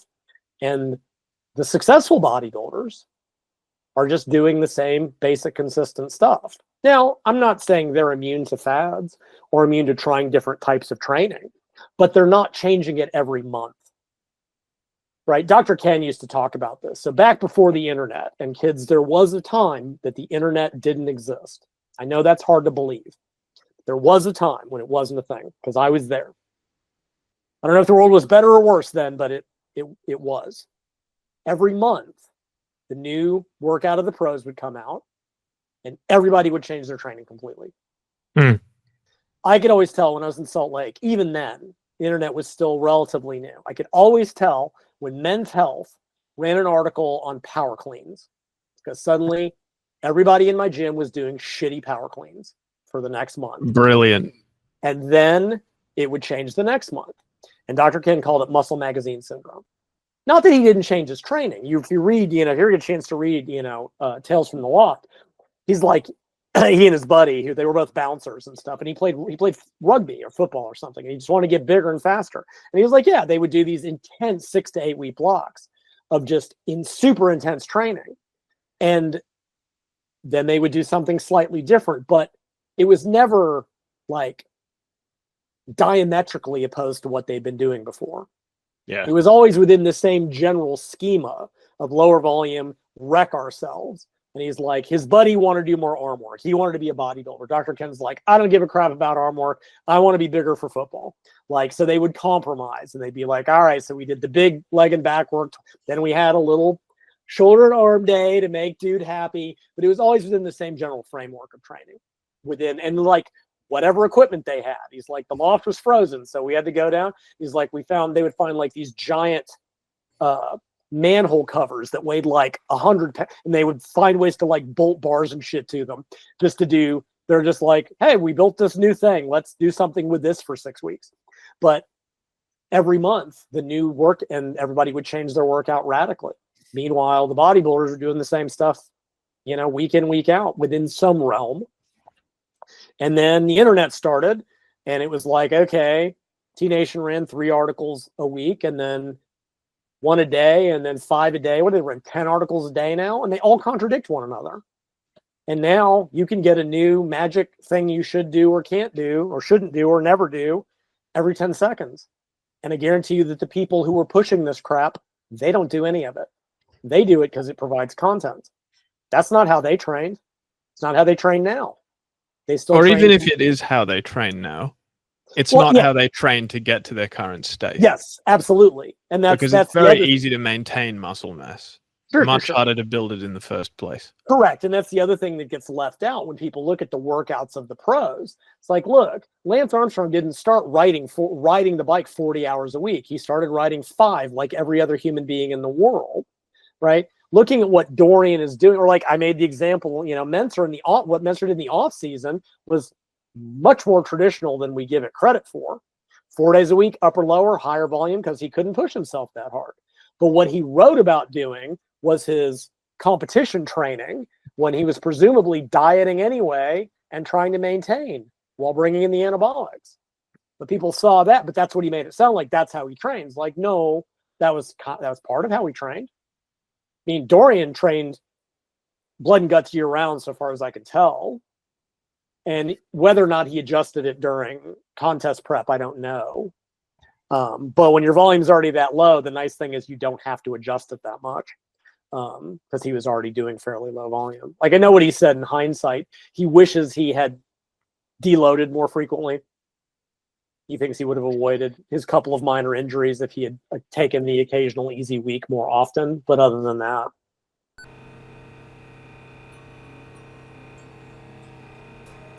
I guess coming back to what might be missing from your guide, I guess one question I wanted to ask. I already know the answer, but I think it would be helpful for the viewer. Is this protocol to be understood as something you should do for every muscle group at once? And I think there are two considerations. Number one is overlap. Number two is your level of advancement. Yeah. So this is, obviously meant to be a generic quickie guide. Like I said, usually this is when someone asks a question on Facebook and I'm like, here's all you need to know. And in the aggregate, that's true. So the first question, which is overlap, which is something I've been making an issue out of since, oh God, the original volume nonsense. Because I made the point, or tried to make the point, right? In Brad's volume study, they did nothing but compound chest and then measured the triceps. And that's not how volume works. Did they measure the triceps work from the compound pressing? Well, no. Sets for triceps or half? Well, that's the thing, is they said they did 45 sets a week for chest, and they measured tricep growth. And they said 45 sets gives maximum tricep. I mean, even the statistics didn't support it. They were counting it as 1-to-1, and that's wrong. It should be, and I when I looked at all the volume studies of the day, I very carefully mathed them out that way. I said, look, accessory muscles for compound exercises should not be counted 1-to-1 for volume. Yeah. Now, we don't know exactly what it should be counted as, right? And I made this point 6 or 7 times because I knew people would get it wrong. I said, look, I'm going to count it as 1/2-to-1. So one set of barbell bench or machine bench is the equivalent of half a set for triceps. I said, now, I'm not saying that's the exact number. I said, this is what I'm going to use consistently. I said, you can pick a different value, but we know it's not 90%, and we know it's probably not 10%. I'm going to guess it's half. And if you talk to other coaches, they'll generally assume that's about the same. Like, and it'll depend on the person. It may depend on the exercise, right? Like, obviously, like an undergrip pull down is probably more direct biceps than a V-bar pull down. We can only go so deep into this. But my point was, look, you cannot count 45 sets for chest as the optimal growth for triceps because it wasn't 45 sets for triceps. Now, why they didn't ultrasound the chest, I don't know. I don't know if there's a technical reason or whatever, right? If all you're doing is compound leg work and then all you measure is the quads, you can't count that 1-to-1. And yet that's what they did. So I went through and I mathed out all the volume studies. I looked through all of them. I said, look, I'll count direct exercise as 1-to-1. I'll count indirect as 1/2-to-1, mainly so I can be consistent.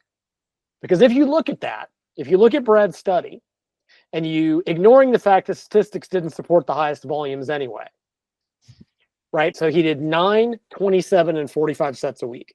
So for the compound chest, it was all compound chest work. Okay, so we cut that in half. So what we were really comparing, 4.5 sets per week of triceps, 13.5 sets per week of triceps. And I would agree, 13 probably give you more than 4.5. Yeah. 21 to 22. And 13 and 22 were the same because that's the range we're in, right? Yeah. When you math it out correctly, suddenly the values make sense. Yeah. So, and just as a couple other things, just because you know me, I always got to give every example. So a few years later, Brad wrote this paper about counting sets in exercise science. And I maintain that many of these papers are written by these assholes simply to go, Lyle is wrong. I don't see why else he would have written it. And what it said was that effectively, based on limited data, it is clear that it's not 1-to-1, right? There is a study that compared pull downs to direct bicep work only. Same volume. And the bicep work grew biceps more than the pull down work. And the paper literally said, well, we know it's probably not 1-to-1, but since we've always counted that way, we should keep doing it that way. Brilliant. And then in his book, Max Muscle 2.0, he said we should count 1/2-to-1 because of course we should. But he never would have admitted that when I was criticizing his paper. Now, what's really interesting that giant meta-analysis, that huge volume thing last year that seemed to have been caught everybody's attention for about a day. I will give those guys credit. They did a thorough ass job. Make no mistake, right?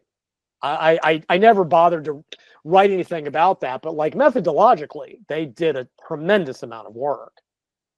But one of the things they did going in was they decided that when we count volume, they actually looked at it in two ways. They said, one, we're going to count it 1-to-1, but we're also going to math it out as if indirect work was 1/2 to 1. And I'm like, it's nice to be validated, because of course that's how you should count it. So yes, so within the context of this, I do adjust volumes. Like this shows up very much in my generic bulking routine, in the sense of the number of sets that I do count compound work partially for indirect for the smaller muscle groups.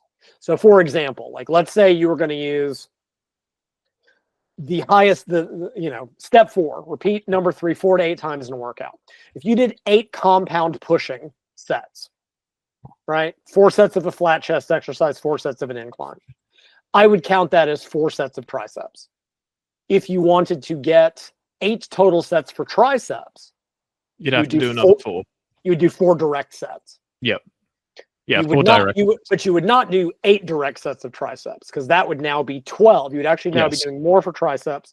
Now, let's say your chest work was 2 sets of pec deck, 2 sets of flat chest, 2 sets of incline flies, 2 sets of incline chest press. Now you've got 4 compound chest sets. I would count that as 2 tricep exercises. Now you've done 8 sets for chest. You've only done 4 compound sets. So you've only done 2 tricep sets. Yeah, you'd have to do 6 sets of direct work. If you wanted to get to 8. If I wanted to do 4, you do 2 more sets. So yes, I would take that into account. Yeah, very good. And next, advancement. So if you're a healthy, young, enthusiastic novice or intermediate trainee with some free time and nothing by way of any other strenuous physical activity, then you can't have this. You probably could recover from training every body part at once in the fashion you describe.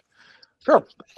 For a while. But if you're a more advanced lifter, or you're challenged in terms of recovery, then you might struggle trying to hit every body part with this exact protocol. And in that case, you could consider, for example, a specialization cycle where you train. Correct. Yeah. But even before we get to that, there are a couple of other ways you could modify this before you move to that, depending on and even so, other nuance. Who is this for? Is this for a 22-year-old male or a 50-year-old female? I can't cover every nuance, right? A younger guy who's, unemployed or whatever in school and has a lot of time to train is in a different situation than someone who's older. But assuming we're talking about sort of that general population, let's say someone is having trouble recovering from the higher volumes twice a week. Well, you go to that ABA split. Well, you got 2 options. One, you could reduce the volume per workout. Rather than doing 8 sets, you could go to 4. Yes. And do that twice a week. Or you could maintain the volume at 8 and reduce the frequency to once every 5th day. Those are both legitimate approaches and will have the same effective end result. Either way, you're reducing the training load, through either a volume or a frequency adjustment. You don't adjust the intensity. Right? That's the one thing we don't get to, you don't get to just I'm just going to train at 7 reps in reserve, because I guarantee you that won't work. You have to adjust one of the others. So that's one adjustment that could be done. I need to go figure out which paper that dumbness is getting pulled from. Another thing that some people might run into, even before they get to the advanced level, right? Once they get to, say, the advanced intermediate level, maybe year 3, especially if they're working in the lower repetition ranges. Frequently doing 2 heavy workouts a week is just too much. Yes. Because your joints, connective tissue starts to become the limiting factor. At that point, and realize this is, 3 years into productive training. This is not early on. It's when you start to get reasonably strong. Yes. Frequently the best approach is to move to a heavy light. So you do all the heavy work on one day. You do nothing but 6 to 8s on one workout, and you do nothing but 12 to 15s or 10 to 12s on the other workout, just to give your joints a break. Yep. That is something a guy I work with in the UK. He was going to do a physique competition until he realized that it was a dumb waste of time. Okay, that's unfair. He wasn't sure he wanted to do it. And a coach that he knew actually said something that I thought was extremely insightful, which was, before you go down this road, you need to have a strong reason why. And I thought that was actually a really good way of putting it. To put yourself through the rigors of dieting and contest prep is not something you do on a lark. And realistically, this guy is a physical therapist and he's got a life, and he's like, at the moment, I don't have a good reason to do it. And I said, good enough. Good on him. But he actually is very much a failure guy. I mean, he knows Dorian, and he does 4 all-out sets twice a week and grows on it. And actually, I had him on specialization cycles for a year. I'll come back to that in just a second. But he's like, I'm having trouble, stuff hurts. I go, you are definitely at the point. I'm like, you need to go to a heavy light. Yep. All your heavy work one day, which is very similar. Lane Norton, as much as I don't care for the guy, his PHAT, that power, hypertrophy, whatever, it's a heavy light system. So you do all the tension work on one day and all the pump metabolic work on the other, and that works. I mean, powerlifters have used heavy lights for 1 billion years, and that's certainly a good way to do it when you start to get very strong. But even at some point, that becomes untenable, because there are people in the industry who will continue to tell folks, oh yeah, even at the advanced level, you can bring up everything at once. And the answer is that no, you can't. There are 2 limits that become the issue. One is that recovery. We don't know what it is, but it doesn't just keep increasing forever. Your recovery is going to ultimately become a limiting factor. But more importantly, when you are strong, when you have gotten to a certain level, you simply cannot put the amount of necessary intensity and focus into everything at once. You just can't. And you see this in many, many sports. It's not super common, but you will. I've known high-level power lifters that find that they cannot bring up all 3 lifts at once. So they'll maintain 2 and focus on 1 for a while. I've heard of triathletes that do that, because think about to improve cycling, running, and swimming. The athletes in those individual sports, cyclists may be putting in 30 to 40 hours a week. Runners up to 20 hours a week. Swimming an ungodly number of hours. Triathletes are trying to combine those 3. Ouch. You can't now. Not at full volumes, and there is some overlap. Like running and cycling have a little bit, but you got to swim. You got to put in the yards, because swimming is so technically complicated. You get to the point at the highest levels. What are you going to train? 80 hours a week? When are you supposed to sleep or work or eat? Something. So they'll maintain one of it, and they'll, put a lot of energy into another. I think, Lyle, maybe we should save specialization for another time. Okay. Yeah, because it's a whole separate topic. It is a separate topic. Yeah. And I also wanted to ask you about exercise selection.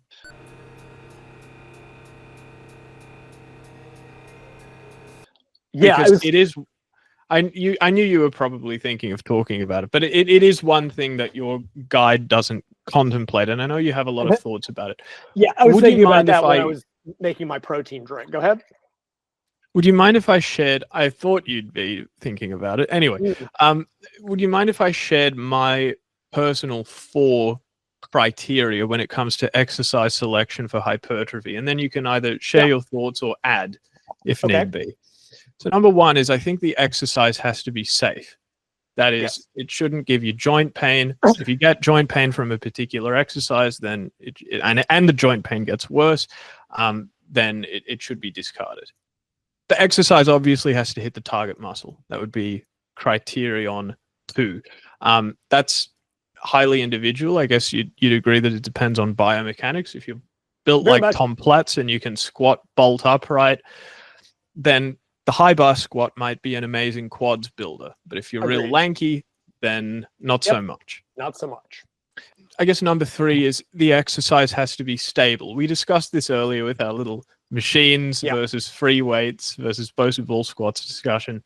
Yeah, if you're wobbling around like a leaf in the wind, then that limits the amount of mechanical tension you can impose on, you can expose your muscle to. So, yeah, anything Joel Seedman is basically out. Yeah, and indeed. I guess the last one would be the exercise has to allow for progressive tension overload. That is, it either allows you to add weight or reps over time with no issues.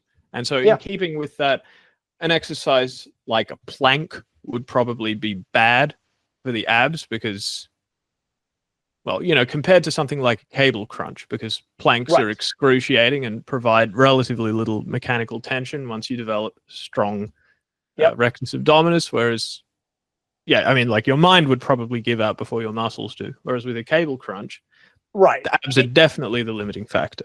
And like, how are you going to load a plank? I mean, yeah, I guess you can put weights on your back or have someone sit on you or something, but like there is in a practical sense, push-ups have the same problem in that, okay, once you can do 20, all right, yeah, you can do weird angles and stuff. And then like, what are you going to do? You can put weights on your back in a backpack or whatever. You can just do machine chest press and throw 2.5 on each side and move on with your damn life. So yeah, that is a practical issue. Certainly. Would you say that was a rather comprehensive overview of exercise selection? Yeah, I mean, that's basically, so I wrote this post on in my Facebook group a while back, and I forget what, I'm sure just anger in general stimulated it, and it was called let's talk about exercise selection for hypertrophy. And I made it real clear because there's always one dumbass, and I'm like, I'm talking about hypertrophy. Like, do not come in and go, what if you want to improve your squat? I go, what? What did I say? Come on, what did I say? Not talking about improving a movement, talking about hypertrophy. Like, let's pretend we're literate here. And I wrote this long ass thing. And a lot of it was building a model of hypertrophy, some of which we discussed in terms of recruitment. How do you get to maximal recruitment? Repetitions, what turns on, like all the things that we discussed previously. And then I, sort of looked at some of the movements that are typically thrown out. It's like, okay, like if back squatting, like you brought up, like, okay, if you're failing, like if a back squat fails, or you have to terminate the set, what caused that set to terminate? Was it technique? Was it balance? If it's high reps, was it cardiovascular? Because high rep squats, you'll be breathing like a damn freight train. So I wrote all this, and then I basically got to the end, and I summed up like my 4 criteria for what makes a good exercise for hypertrophy for a given individual. And this is a key thing that everybody misses, right? Neither you nor I, you kind of averred to that in your list. When people talk about exercises for hypertrophy, it is a non-discussion without considering the individual. What exercise is excellent for one person may be terrible for another, and vice versa. So here's my list. Number 1, it must work the target muscle effectively. Now, this seems like a statement of the obvious, and yet here we are with people maintaining X is best for Y. So here's a question that I asked in my little article. I said, okay, what does the deadlift work? Now, there is no deadlift muscle. So let's talk, what does and people will go, well, it works everything. Well, in working everything, it works nothing. It is not targeting an individual muscle on any specific level. It is targeting the deadlift. Now, usually it's low back that gives out, maybe upper back. Couldn't someone argue that because it hits everything, it hits everything and it goes no further than that? But how can it hit everything? Well, realize this was in the context of everything else I developed. Actually, I should have put number 2 first. Sure. Which is the exercise must allow the target muscle to be exposed to high mechanical tension and sufficient metabolic work to the point of 0 to 4 reps from failure or failure for low load stuff. This means it cannot have some other component that causes the set to end prior to reaching that point. This could be balance, coordination, technique, relative muscular strengths, or biomechanical factors. And that's the issue with the deadlift. There is no way that an exercise that complicated can possibly train all target muscles to those parameters. It may involve them, but that doesn't mean it is involving them within the context of taking them to a point of 0 to 4 reps from task failure and creating enough mechanical and work intention. That exercise can't do it. Okay, let's say that you've got a weak grip and that's what limits the set. Well, you trained your grip. Well, there's a lot easier ways to train grip. Maybe it's your low back. Well, there's a lot easier, less stressful ways to train low back. Now, is this saying that it's not training those muscles to within those parameters? No, I'm not saying that. I'm saying we can't know. I'm saying that if I put someone on a 45-degree back extension and I have them, I lock their hips, and I have them doing spinal flexion and extension, that when they are unable to continue, I know what fatigued. I know what muscle got trained. Yeah. On a deadlift, there's no way to know.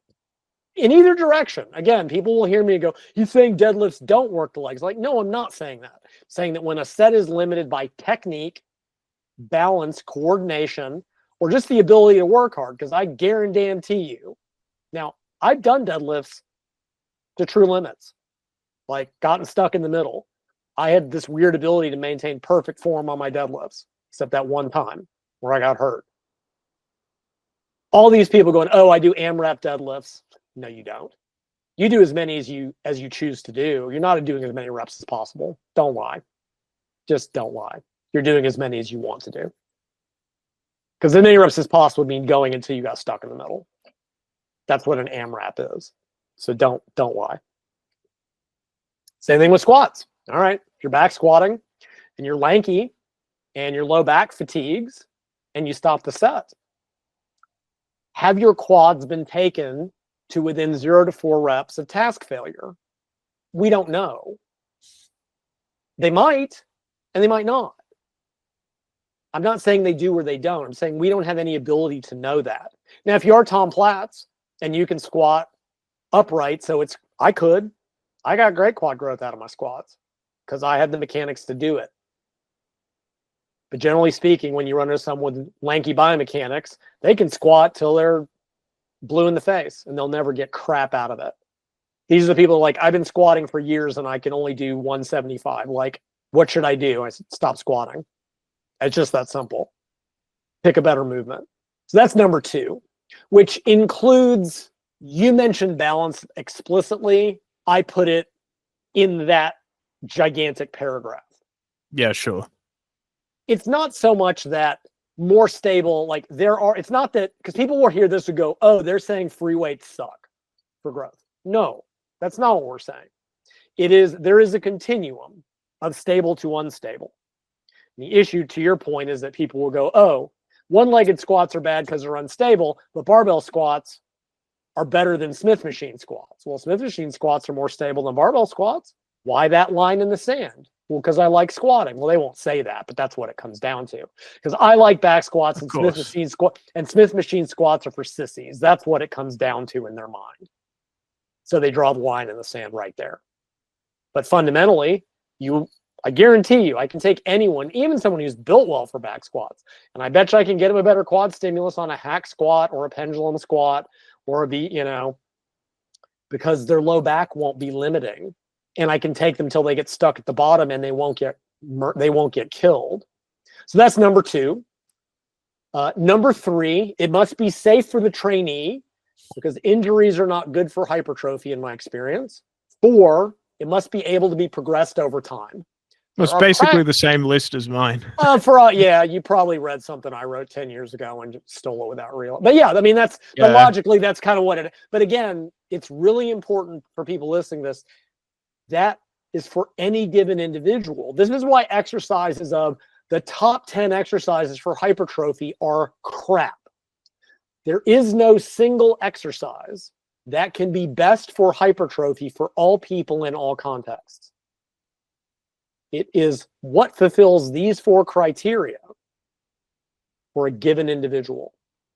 And now, and this is, again, this is where bodybuilding diverges from sports, right? In terms of specificity. In the video series that I gave up on because I never should have started it, I think I talked about that, right? Specificity in cycling, you must ride a bike. There is no option. You must ride a bike to some degree. You cannot do anything else. In powerlifting, you must squat, bench, and deadlift to some degree or another. In Olympic lifting, you must practice the competition lifts. Now, you may do variants on them, but you must do the full competition lifts. In bodybuilding, where the goal is simply to stress the muscle, you're not training neurological patterns, you're not training movement patterns, you're not training skill. There is no singular exercise that is or is not required, or is or is not inherently good or bad, other than it fulfilling the needs of the individual based on their biomechanics, anatomy, skill, what they have available. What I usually find, because whenever you see that list, the 5 exercises, the 10 best exercises for growth, it's always the same crap. Squat, RDL or deadlift, bench, bent over row, overhead press, maybe close grips, barbell curls. It's the same 8 to 10 bullshit exercises. The big, we got the big 3, squat, bench, deadlift, the big 5, add overhead press and bent over row, and then throw in the other little crap, and that's, the big 10 or whatever. No, that's what people did 50, 100 years ago because that's what they could do. And yeah, that worked for some people.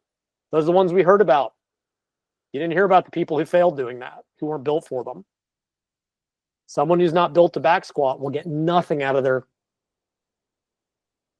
back squats for their quads. They get strong low back, or they'll get an injury. And the problem I find with something I've always found with exercise selection, when people make recommendations, when they're not just making a dumbass list. If someone says, this is a good exercise for hypertrophy, translate that as, this is a good exercise for hypertrophy for me. If someone says, squats are the best for building good legs, look at their biomechanics. They'll be built a certain way. Squats are a good exercise for them. Now, find someone with Sumi's biomechanics or someone like that. Get them to squat quad style.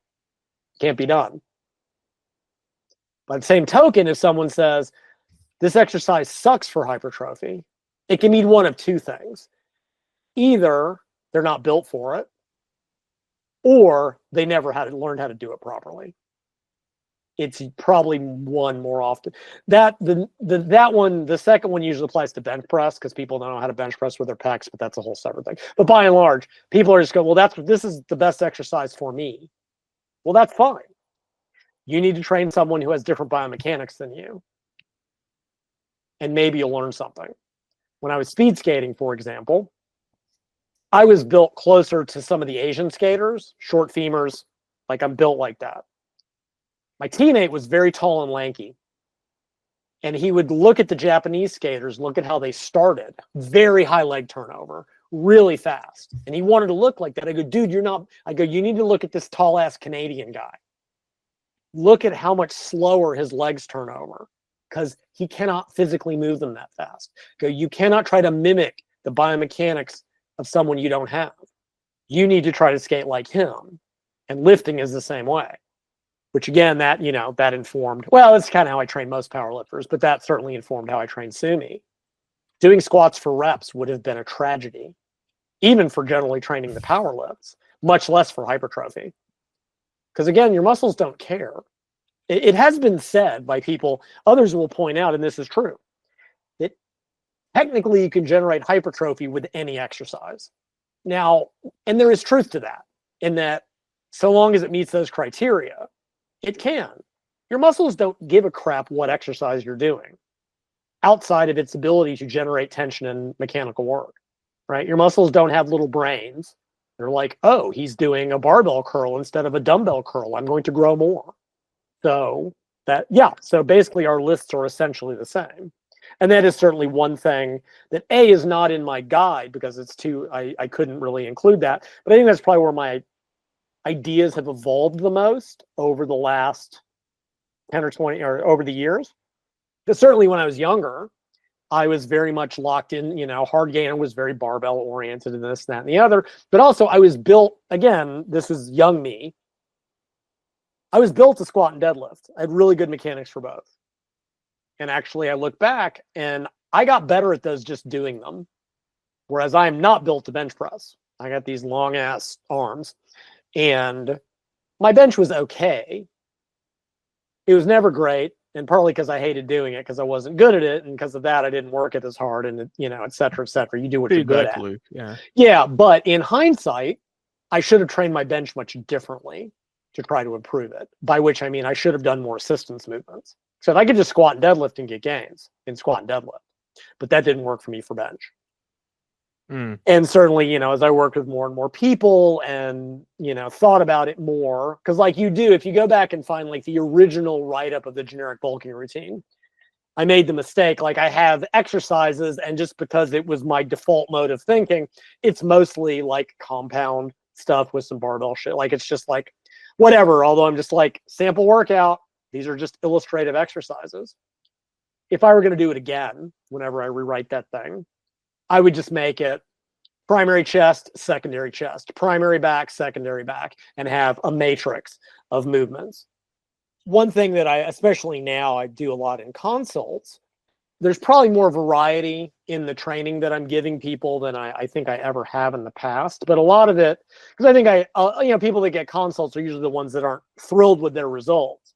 And they, want me to sort of look over it. And with people that have, lanky biomechanics, I have been using a lot more pre-exhaustion. Now, not pre-exhaustion in the Nautilus sense, where, you do a set and go immediately from one exercise to the next. It's like, okay, for chest, I'll have them do 2 sets of pec deck first, hire out the pecs, so that they can then go to a compound pressing movement with more balanced fatigue. Because at that point, if they start with a chest press, their triceps will be limiting because that's what will fail first. If I've tired out their pecs first, the triceps will now allow them to get a better pec stimulus because I've made the strength levels more balanced. In some cases, there's one guy in my group, he's almost on pure isolations. Some of that's practical. He's got really severe carpal tunnel, so he can't hold a lot. So he actually does most of his stuff with a wrist cuff on cables. And initially, everyone in his gym was like, what the hell are you doing? Are you an idiot? Until he got jacked. And they were like, tell us more about your training. Because again, I maintain outside of there are practical considerations. Give me a beginner, and with nothing but isolation work, I can get him as big. And when I said that in my group, people will go, but that won't work. And I go, okay, why? Give me a physiological reason why, if I cannot progressively overload the muscle with nothing but isolation movement, why won't that work? And there's no answer, because there is no reason it shouldn't. Again, there might be practical issues of loading, right? In a purely physiological sense, there's no reason it wouldn't work. It's like I said, if I put someone on a machine chest press and they go to 0 reps in reserve, maybe their pecs failed, maybe their triceps gave out. Depends on the person. I can tell by where the set ends. If I put them on a pec deck and take them to 0 reps in reserve, I know that the pec's got a stimulus. If I squat them, maybe it's their low back. Leg press will be a little bit better. If I put them on leg extensions and take them till it won't move anymore, I know exactly what got trained. And that's true. Now, yeah, there would be practical issues, because going back to the overlap, if you're going to do upper body, there's chest, back, shoulders, biceps, triceps, 8 sets apiece. That's 40 work sets. Okay, that's not tenable.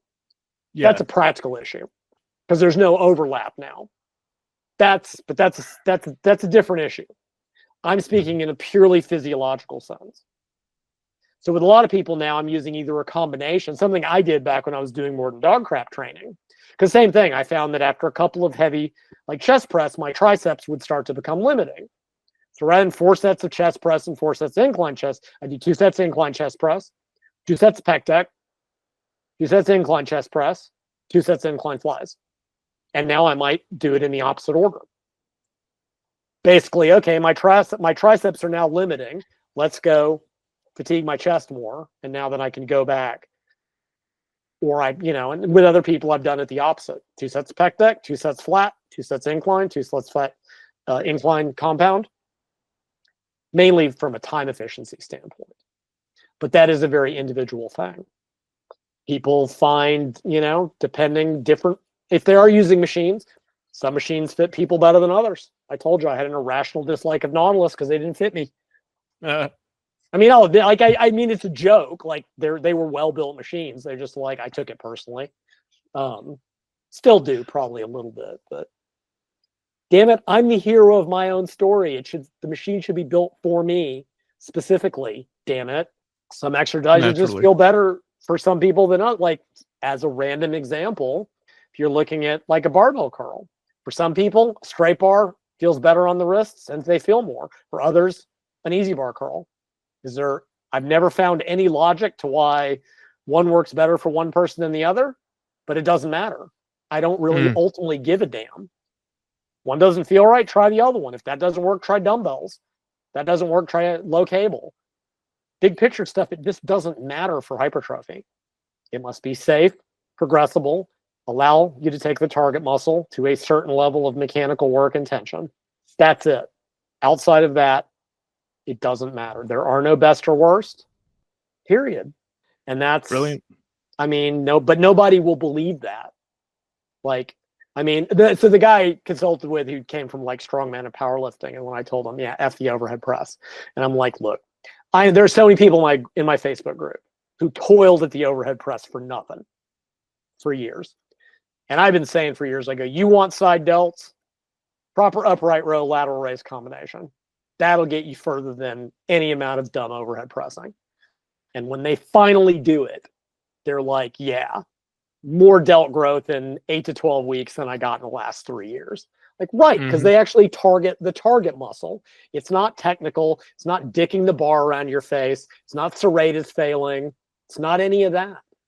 Like, yes, and again, but I know a guy who got big shoulders from overhead press. Right, look at his mechanics. I guarantee you there are certain body types that absolutely, like, and this same guy, right, he's like, yeah, my chest just blows up. But he's barrel-chested with short arms. For him, barbell bench was great for chest. Well, absolutely. Just coming back to the overhead press, building the delts, this is the claim. I've seen people argue that based on the physiques of professional strongmen who are megadosing anabolic androgenic steroids and are genetically gifted, that the overhead press is an effective delt builder. You know what's an effective delt builder? Testosterone. Yes. Because that will give you jack shoulders no matter what you do. And again, there are people that biomechanically are built for some of these. And that's the problem. We look at those people because they are successes by definition. Well, what about the 99% of people who did the same thing and got nowhere? Yeah. Right. I've seen the same art. Well, the Bulgarians, they win gold medals. Yeah, the 1 out of 66 who survives. It's survivorship bias in that case. I used to get arguments with people about clean eating for contest prep. Well, all the top performers got there with clean eating. Well, A, that's not true. But B, what about the 99.9% that cracked up and ended up with an eating disorder? Do we care about the 6 who succeeded or the 6,000 who failed? Yeah. Arthur Drescher once made a really good point in his Encyclopedia of Weightlifting. And he said, you know what? Periodization has actually not been proven for sports success. And he goes, now people will argue all the top performers use periodization. And he counters, so did all the losers. And that's an extremely good point. So it's the same thing here. Yeah, in a very carefully selected group of people with extremely specific biomechanics. Yeah, it can be effective. So what? let's look at the average person and how far they get with it. Let's look at the biomechanics of the movement, where the side delt is actually rotated onto the back of the shoulder anyway. It's funny. Perfect illustration of what you're saying here is how I've heard it argued so many times that all you need to build your neck is shrugs, deadlifts, farmer's carries. It's like, okay, a combination of shrugs, deadlifts, and farmer's walks will work the levator scapulae and the traps. Right. Nothing for the sternocleidomastoid. Nothing for the scalenes. Nothing for the splenius capitis and all the other stupid neck extensors. You know? Yeah, but dude, Like, nobody that you've ever read who said that knows the name of any of those muscles. When they say neck, they're thinking here. All they're thinking is traps 1. They're not thinking neck. They're just not. They wouldn't know what the scalenes, anterior, medial, posterior scalenes, they wouldn't even know where they are. Because neck training is totally a separate thing. I mean, maybe they are, but I doubt it. But you hear so many anecdotes of people who start doing direct neck training and actually grow their necks. Well, it's like, sure, maybe shrugs, deadlifts, and farmer's walks will grow your neck if you get fat, take anabolic steroids, and might be, maybe you're genetically gifted, but it's certainly not the most efficient way. And that's just it. So one of the things I find this is sort of a separate thing, but it ties in. I just find is a really funny argument is there's this idea that it's like, oh, you don't need to train abs, just squat and deadlift heavy. Okay. So guys, I want y'all to explain to me where the rectus, like what does the rectus abdominis do? And how do you think it's being worked during either of those movements? And the answer is if your triceps are weak in the bench, you do tricep work.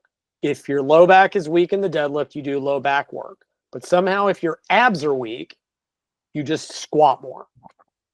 Look, I get it. Ab work sucks and is boring. But don't use that as a justification to make dumbass arguments, because that's all they are. And I've written about this in other contexts. This kind of goes to the specialization cycle thing, but it's true here too. This whole idea of like if you have a weak point, like in a lift or in a body part. Okay, let's say I've got a lifter and their lockout is weak. Well, I could just have them do billions more bench pressing, which number one, I've never seen work. I've never seen that correct a weak point. Also, that's exhausting because I can have them do lockout work and direct tricep work. Again, this is a point I think I probably picked up from Dreschler. He said, okay, let's say you've got an Olympic lifter who's having trouble with their clean recovery, right? That they're having trouble getting up out of the squat position. Assume their technique's good. He's like, now, you could just have them do lots of squat cleans and exhaust themselves, or you could do front squats and just target the weak point directly. And it's the same thing here. If you want to target, because growth is local, if you want to target muscle X, you train muscle X. You don't try to get it through training muscles Y, especially something that's exhausting. Okay, to train the neck, whatever you do, plate, neck flexions, or if you've got the gym that has the old neck machine, I haven't seen one in a while, but they used to have them, right? What's going to be more time, energy, and effort effective to do? Okay, I'm going to do 8 sets of 10 deadlifts to work my neck. Okay, now you're just destroyed for a week. Or, hear me out, you could just do 8 sets of 10 neck flexion and not be tired at all. The whole thing is asinine. The whole thing is out. It's just a way of justifying this macho attachment to these big movements. And there's also the fact that, because again, you see those kinds of arguments. Oh, well, deadlifts are great for the upper back because powerlifters have big upper backs. Yes, because they do back work. They don't just do the 3 power lifts, for God's sakes. Well, they have big triceps. Yes, because all good powerlifters do tricep work. Does the benching help? Like, yes, you'll occasionally find that one guy. It's like all they do is 20 sets of bench press a week, and they'd get bigger. But they're always barrel chested with short arms.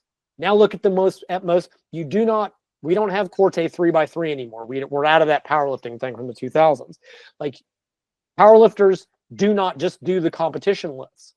There's a reason they do accessory work. If you're trying to build your upper back, your mid back, or your lats, what are you going to do? 10 more sets of deadlifts or 10 sets of pull downs, or 5 sets of rows and 5 sets of pull downs? What is an actual tenable training approach, and what is impossible?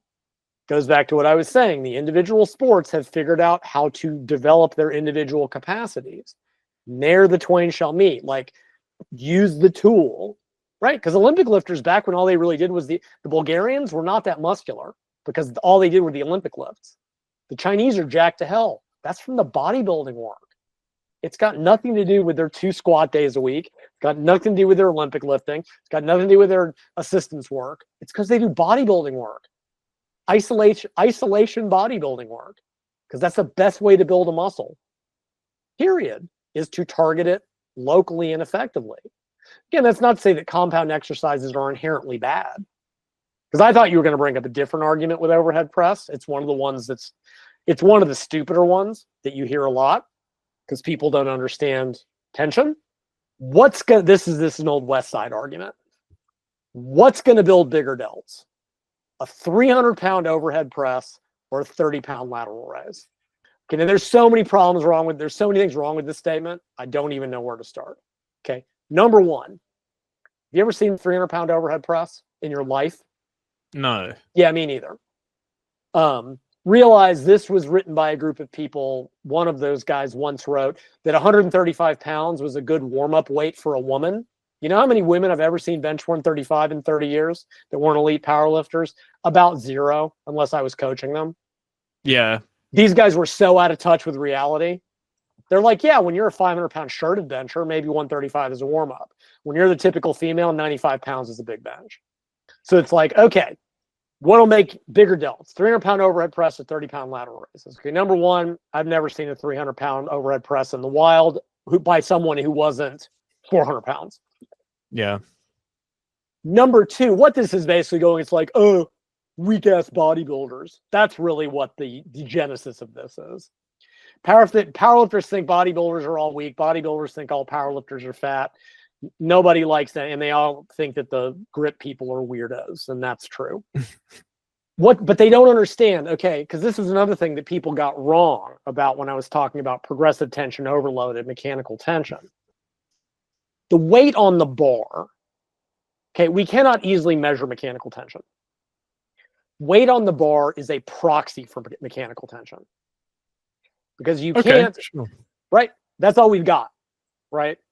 It's also, that's why people are like, well, then why isn't the strongest person the biggest? I said, I didn't say they were. I mean, they generally are, but that wasn't the point. I didn't say the stronger person will be bigger. I said the person who gets stronger over time will be bigger than they were. The number of people, I don't know if they were being aggressively stupid or what, but the ability of people to misinterpret what I was actually saying. Number one, I actually do have a paper somewhere. The relationship between muscle size and 1RM bench press was literally a straight line.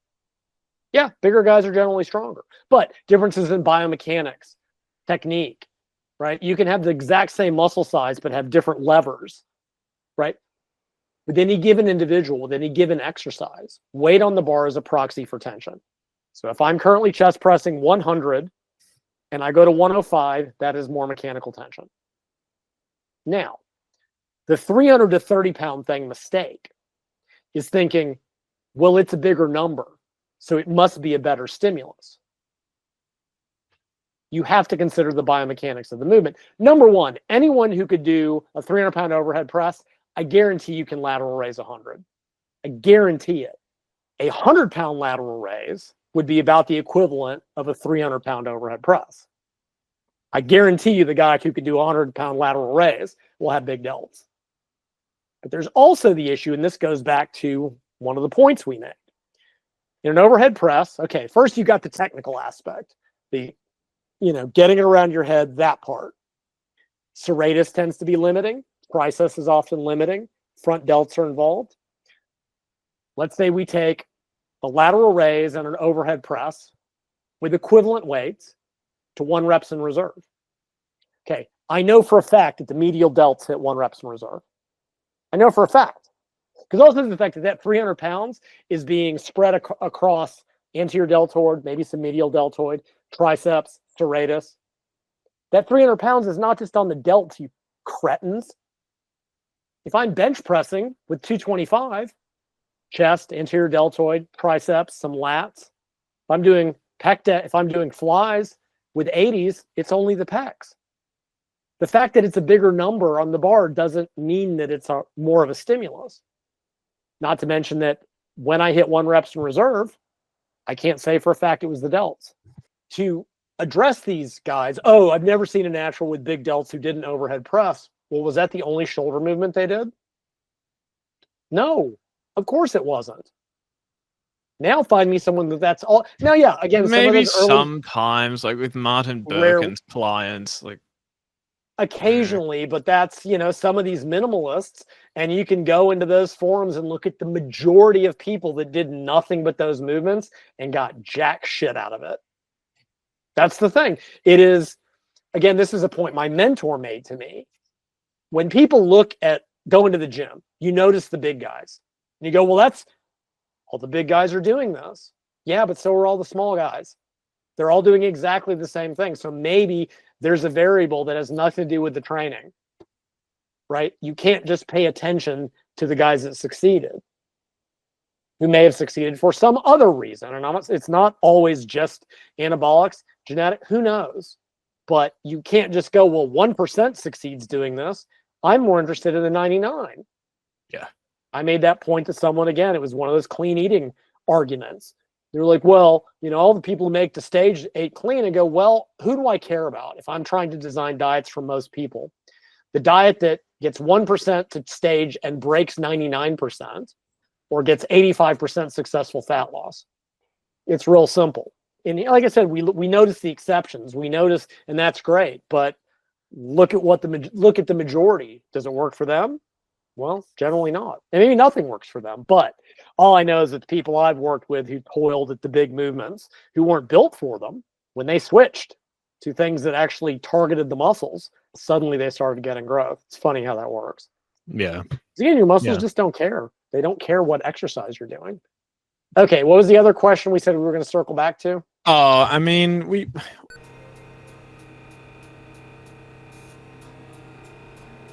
let's make this one brief. It was just how many exercises per muscle group should I do? So we kind of touched on this. Yeah. And we did. So I'm kind of a minimalist in this regards. And I'm convinced that's the case because I lack creativity. Well, no, that's not true. Back when I was in college, the first gym I worked at, and they were like, okay, go draw up a 5-exercise chest workout. I'm like, I can't think of 5 exercises that are worth a crap that you do in the same workout. Because the problem is people just do the same pattern over and over again. All right, V-bar row, T-bar chest supported row, hammer row. I'm like, those are all the same movements. At least use a different angle, elbow angle position, or something that changes the mechanics of like where peak force is. So I tend to be somewhat of a minimalist, A, because I'm lazy, but B, it's just about exercise efficiency.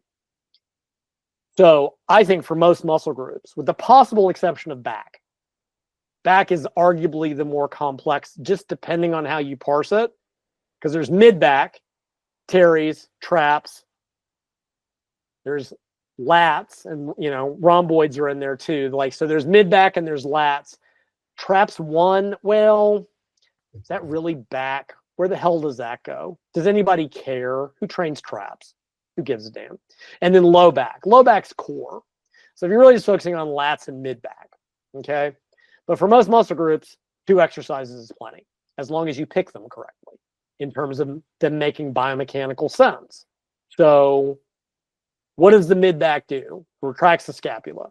Yeah. Depress the scapula a little bit, can elevate depending on what part of the traps. What do lats do? Lats have 2 movement patterns. They have, they have extension and they have adduction. Well, from a back workout standpoint, if you were to do a row with elbows by the torso, okay, that's mid-back and lats, right? Scapular traction, you're getting shoulder, you're getting arms in extension. If you do it under grip, you get your biceps too. Like, as much as I don't like you could only do 1 exercise question, you had to pick one pulling exercise, I would pick an undergrip pull down with the elbows by the side. You'll get mid back, lats, and biceps all at once. Undergrip row, surely. So, yeah, undergrip row. Yeah. So I would pick a V, if I were going to pick 2 back exercise, it'd be a V-bar row and probably a pull down in that plane, in the adduction plane. Right. That will get everything you need to get at a basic level. Now, yeah, if you're an advanced person and need to get, the rhomboids minor, whatever, you might have to care. But beyond that, like those 2 would get it done for most people. For chest, you need a flat movement and an incline movement, whether it's compound or isolation. Front delts, most people don't need a front delt exercise. Medial delts, 1 or 2. Upright row, lateral raise, 1 or the other. It's not a complicated muscle group. Rear delts is not a complicated muscle. Face pulls, reverse pec deck. What the hell else do you need to do for it? Like genuinely. Biceps, you can technically define 3 different positions of curl, which is elbows by the side, barbell curl, dumbbell curl, elbows behind the body, incline dumbbell curl, elbows in front of the body, preacher curl. Pick 2. Pick 1 with elbows by the side and 1 of the other 2. And if I had to pick 2, I'd pick elbows by the side and elbows behind. Triceps, you need 2 movements. You need 1 with the shoulder in flexion, either, nose breaker, skull crusher, French press, cable, something, and then you need 1 with the elbows by the side. 2 exercises. I'm baffled by people who are like, I do 5 exercises for biceps. For what? They bend the elbow, for God's sakes. What the hell are you doing? Like, how many exercises do you need for a muscle that small that does so little? Yeah, especially given that it's already being trained if you're doing pull downs and rows. I mean, for God's sakes, like, fine, it's got a little bit of a supination component, a little bit of shoulder extension component. Fine. So, doing an incline curl with supination in done. So Arthur Jones once, he did, and he said that the optimal bicep exercise, sorry, I got to unplug here, would start with the arm behind the body in pronation, would curl up and end here.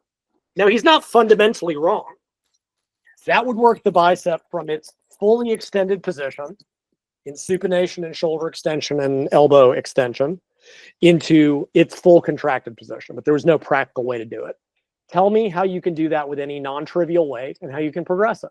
That goes to the 4 points. Even if that is biomechanically the perfect exercise, you're never going to add weight to it, and it's not safe if you do. So it doesn't fulfill that criteria. So that's biceps. 2, triceps, 2, chest, 2, back, shoulders, quads. You probably need, honestly, if you only did nothing but leg extensions, you could build a full set of quads. We know that leg extensions hit rectus femoris, the hip flexor, in a way that leg press and squats don't. You could build full set, but I would do a compound quad exercise and then extensions. Hamstrings, leg curls would get it done. Leg curls with hip extension, a movement nobody listening to this has ever seen or ever heard of.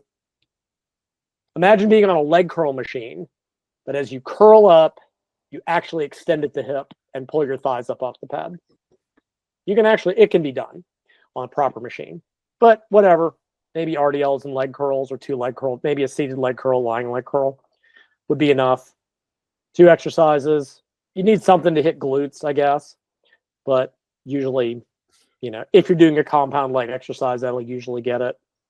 And then calves, whatever. So, I think generally you can get it done with no more than 2 properly selected exercises in the majority of cases. Now, does that mean you could not do more? Well, how about fewer? Like, for instance, could you get away with just a pec deck for the chest for getting incline work? Yes. I'll send you the pictures. That's all Sumi did for 8 years.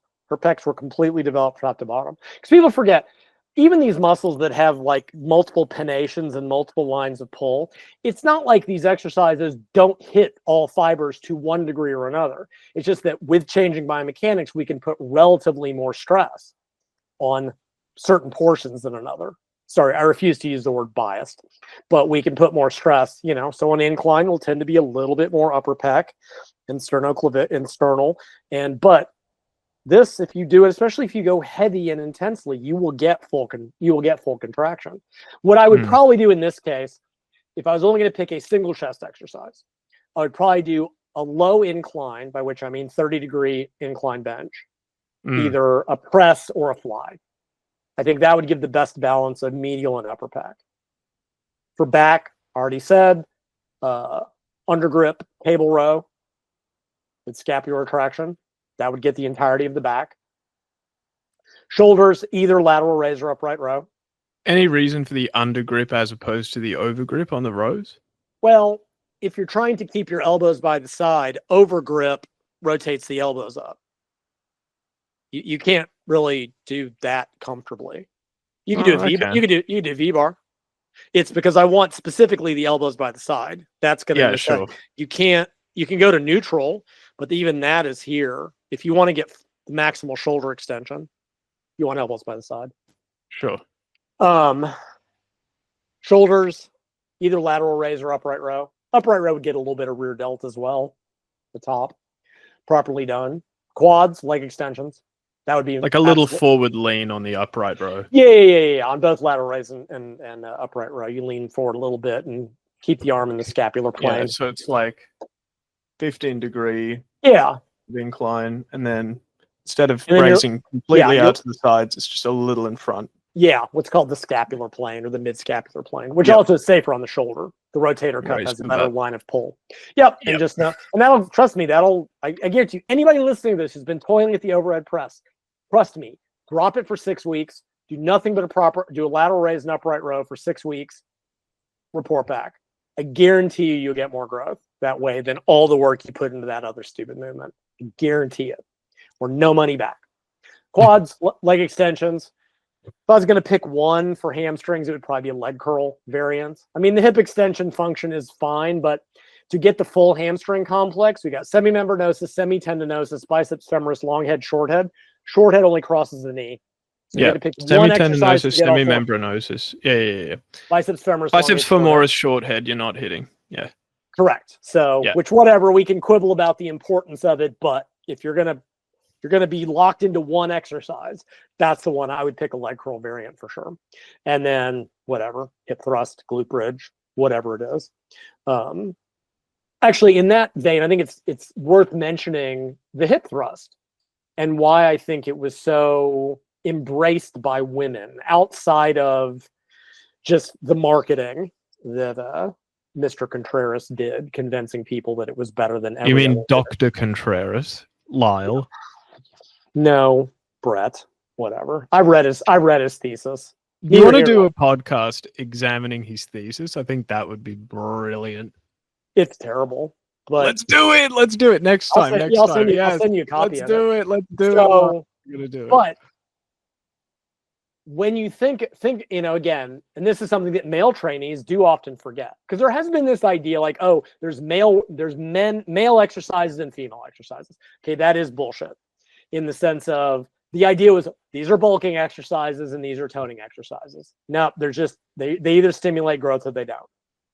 However, there are biomechanical differences between men and women that can influence what might fulfill our 4 criteria. And glute training is one of them. Men tend to have relatively even upper and lower musculature. Women tend to be lower body heavy, more muscle and lower body than the upper. Yes. So, yes, our full back squats, do they work the glutes? Sure. But frequently women are in a situation where what their legs can move, they cannot comfortably shoulder, both because they don't have the upper body strength, but they also don't have the meat up here because they don't have a yoke, right? They don't have to shoulder a bar on a back squat. Their upper body will be limiting in terms of what the hip thrust allowed them to isolate the glutes in an exercise that took the limiting factor, which was their upper body. Their traps don't give out, their upper back will collapse, right? Same thing, you see it in deadlifts too. Women are far more likely to have a rounded upper back because their legs can move more than their upper back can stabilize. Same with bench press. It's the same in the Olympic lifts.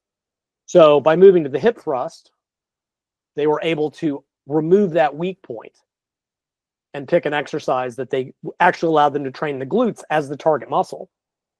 And that's also, they bought into it and they worked hard at it. But that's a good example. We're like, yes, some women get a lot out of back squats.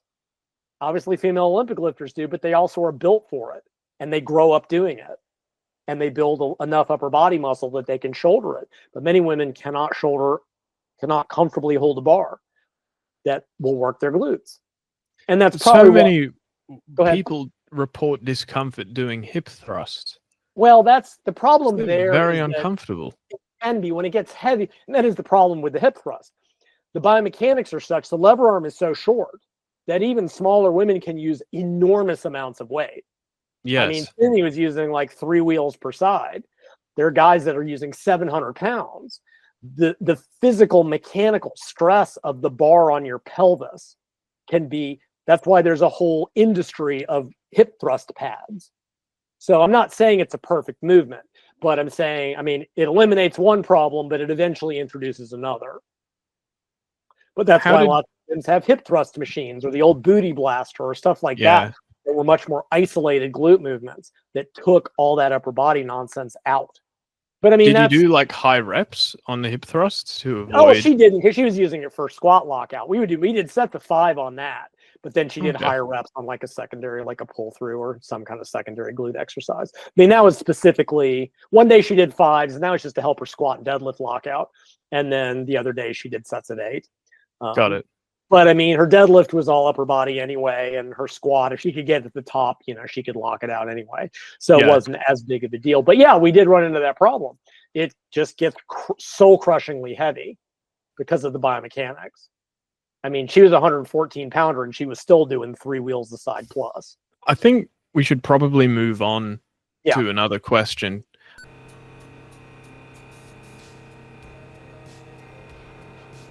I think I don't want people to take it the wrong way and assume that they should do this routine as described without any modifications while cutting or maintaining body weight.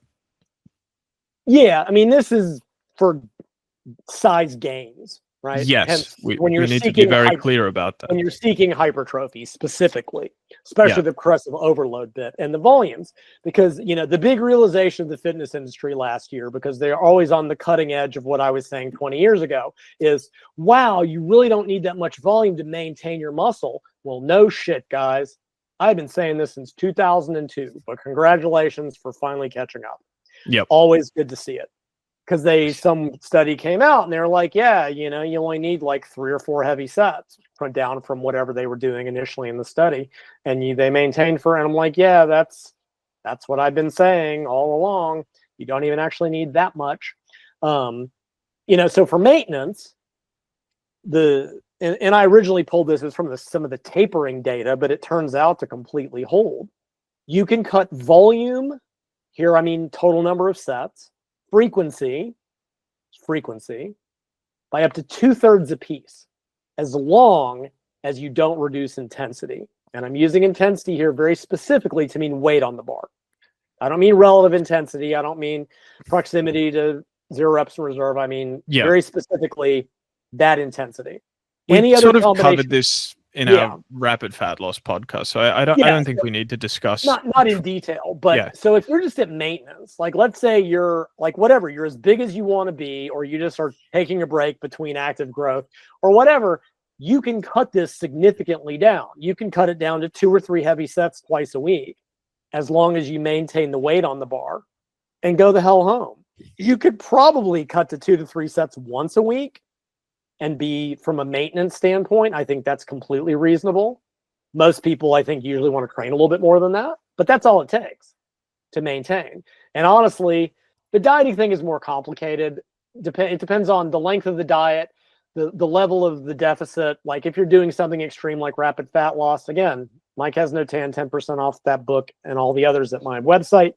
You do need to cut volume significantly because it's such a big deficit. A lot of people, like when they talk about contest prep and 6-month diets, are like, well, you can maintain your volume early on in the diet. And yeah, you can, but you don't have to. Honestly, I'd rather see people put time into stuff that matters, like cardio. Like the point of contest prep, the goal is not to gain muscle, because you're not going to.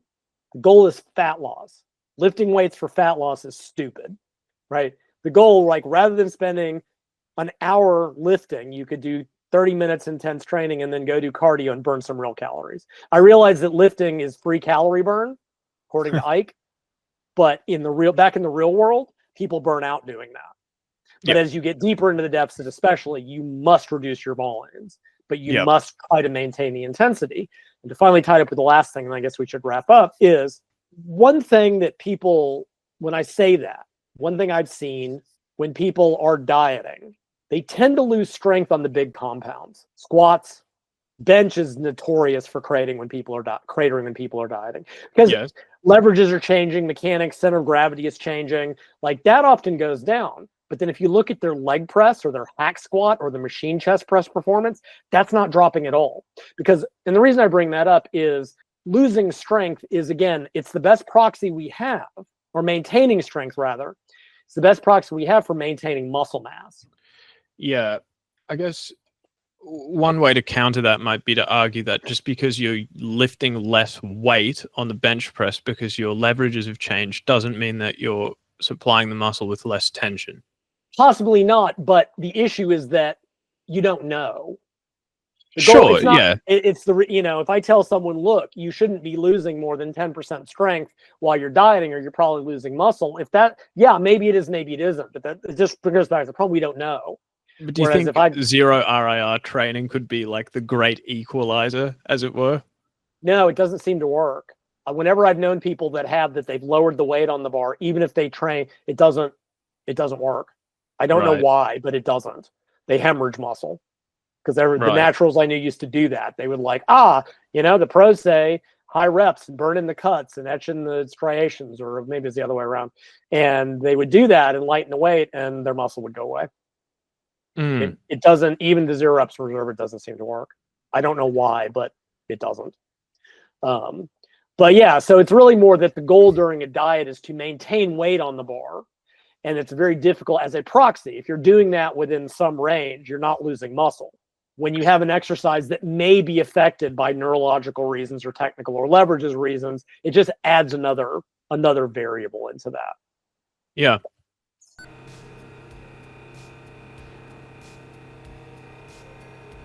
Speaking of, while we're on this topic of knowing whether or not you're progressing, preserving your strength, preserving your muscle, I wanted to ask you for your thoughts on the importance of the logbook, a la Dante Trudel, as in writing down your workouts and your body weight. I love doing that because it gives you an objective, quantifiable gauge of whether or not you're making progress. I think that's a great thing for 2 reasons. First, if you see that you are in fact making progress, then that's in and of itself motivating. Second, it's a great troubleshooting measure.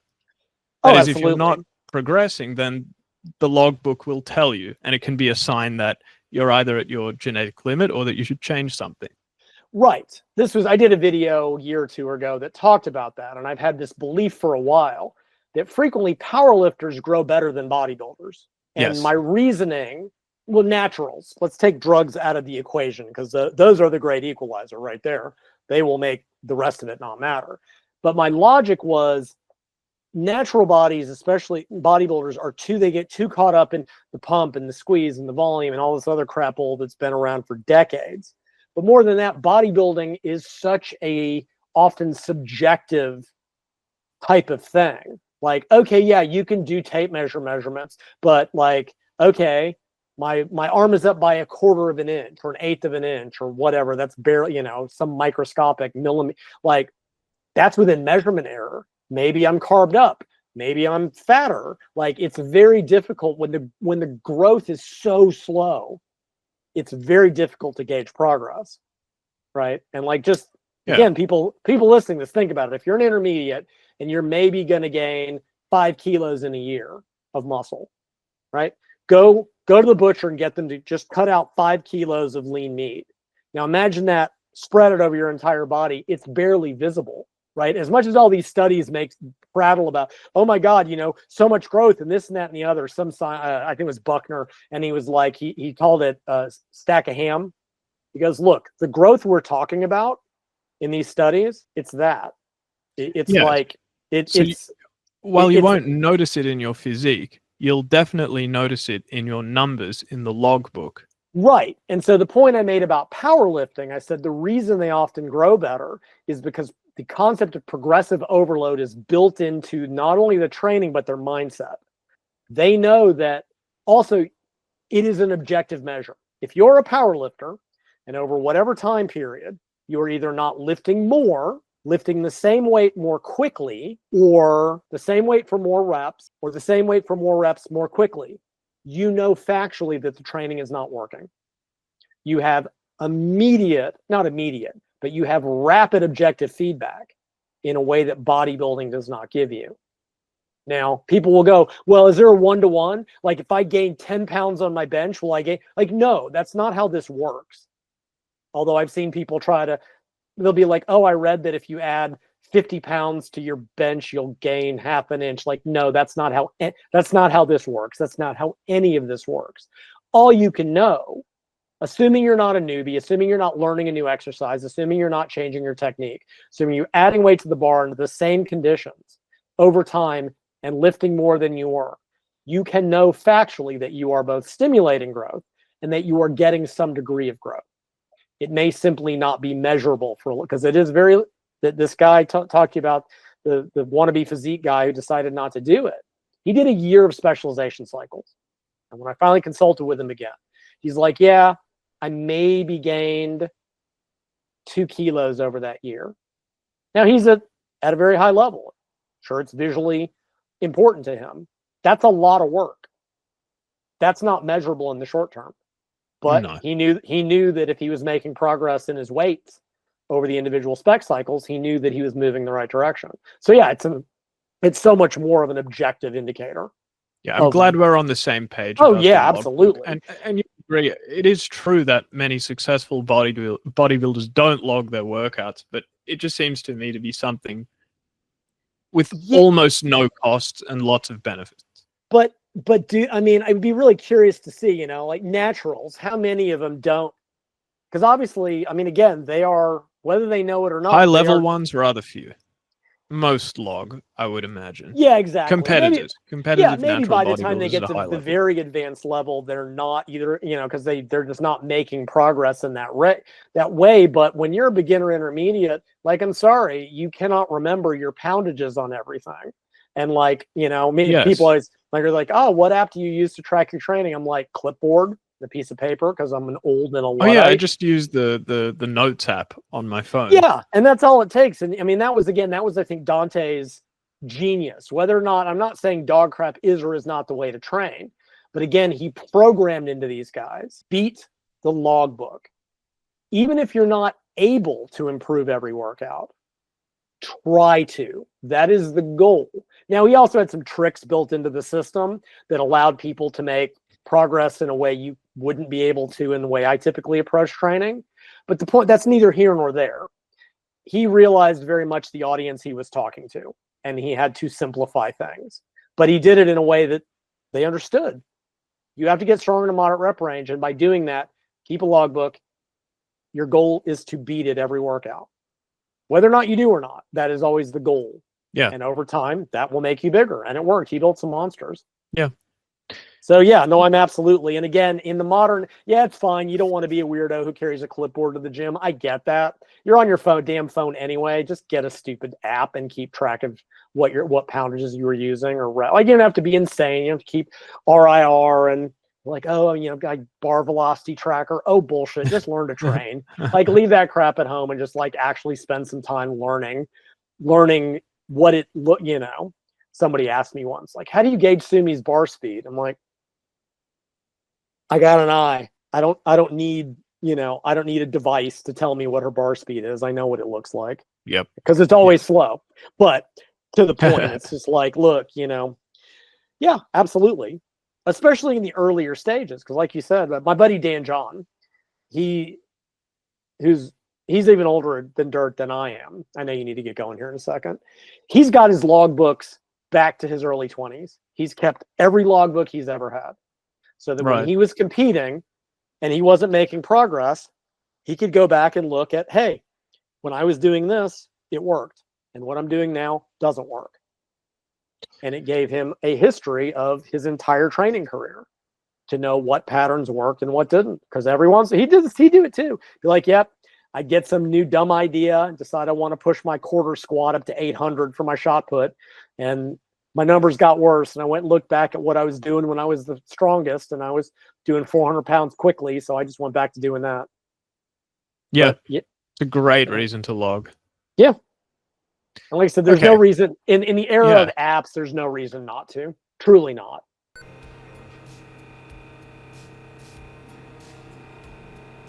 So let's say the viewer pays heed to our exhortation to log workouts. Supposing there's a plateau, what should the viewer do? It would depend on how long it lasts. So when I program training cycles, like I usually run 8 to 12 weeks, we're talking general intermediate. Specialization cycles are a little bit shorter. We'll talk about that at a later date. Okay, so how do you decide whether it's 8 or 12? Well, if you get to 8 and you're still feel like you're making progress and your joints aren't achy and you're still at least improving something at some frequency, you can keep going. If literally in 2 weeks, nothing has moved, nothing has changed, nothing feels any easier, nothing, you're probably plateaued. You should back cycle and start over. And then I tell everyone, regardless, when you get to 12 weeks, stop. It doesn't matter if you're still making progress. People always try to push it that extra week and then they break. Right? You're always better off back cycling a little bit and building back up than trying to just keep pushing and pushing and pushing and pushing. There are exceptions, but as a generality, most people try, and part of the reason they can stretch their cycles out for so long is because they're pissing about the whole time. Trust me, if you're training intensely, you shouldn't be able to go much past 12 weeks and still have the motivation to keep doing it. I mean, again, there are exceptions. When I did the John Christie thing, super low volume, I did that 9 months straight, but I was I had microplates, and I'm like, yeah, I'm adding half a pound a week. At that point, you might as well back cycle and add real amounts of weight. Like there is a practical, useful. Also, I was also eating a staggering amount, way too much to support growth. So yeah, I would just say in general, if you've gone 2 weeks with truly no progress, that's the time to deload, and we'll have to talk about that separately. You can do an I'd love to. You can do an intensity deload where you drop the weights back and build back up. That works well for some people. You can do a volume deload where you don't drop the intensity, you just cut your volume significantly and then build back up. That's something, again, that's really evolved with me in the last few years. I used to just always program, you cut back to a certain percentage of your previous best and build back up. Some people do that and just hit the same wall. They never make progress. They just don't, for whatever reason, in which case you have to take a different approach. But that's a whole separate discussion. That's what he would sue me. We did an intensity deload. She would hit a new PR. She would drop back to 90% of her previous bests. But again, people got to realize that was at the highest level. Her goal was to get a new PR in 13 weeks. That's how long it took her to add 2.5 kilos to any lift, was 13 weeks. The intermediate level, it should probably be every 3 or 4 weeks that you should be able to make some sort of improvement, if not sooner. Advanced intermediate, maybe a little bit longer. But this is at the elite level. It took me 13 weeks to get her to add 5 pounds. All these people are like, but I should be able to add 5 pounds a week. No, you're not a starting strength beginner anymore. Because if you did that, you would be adding 250 pounds to your bench press a year.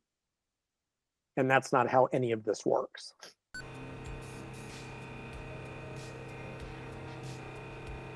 Thank you, Lyle. Thank you, sir. That concludes Lyle McDonald's Ultimate Guide to Hypertrophy Training.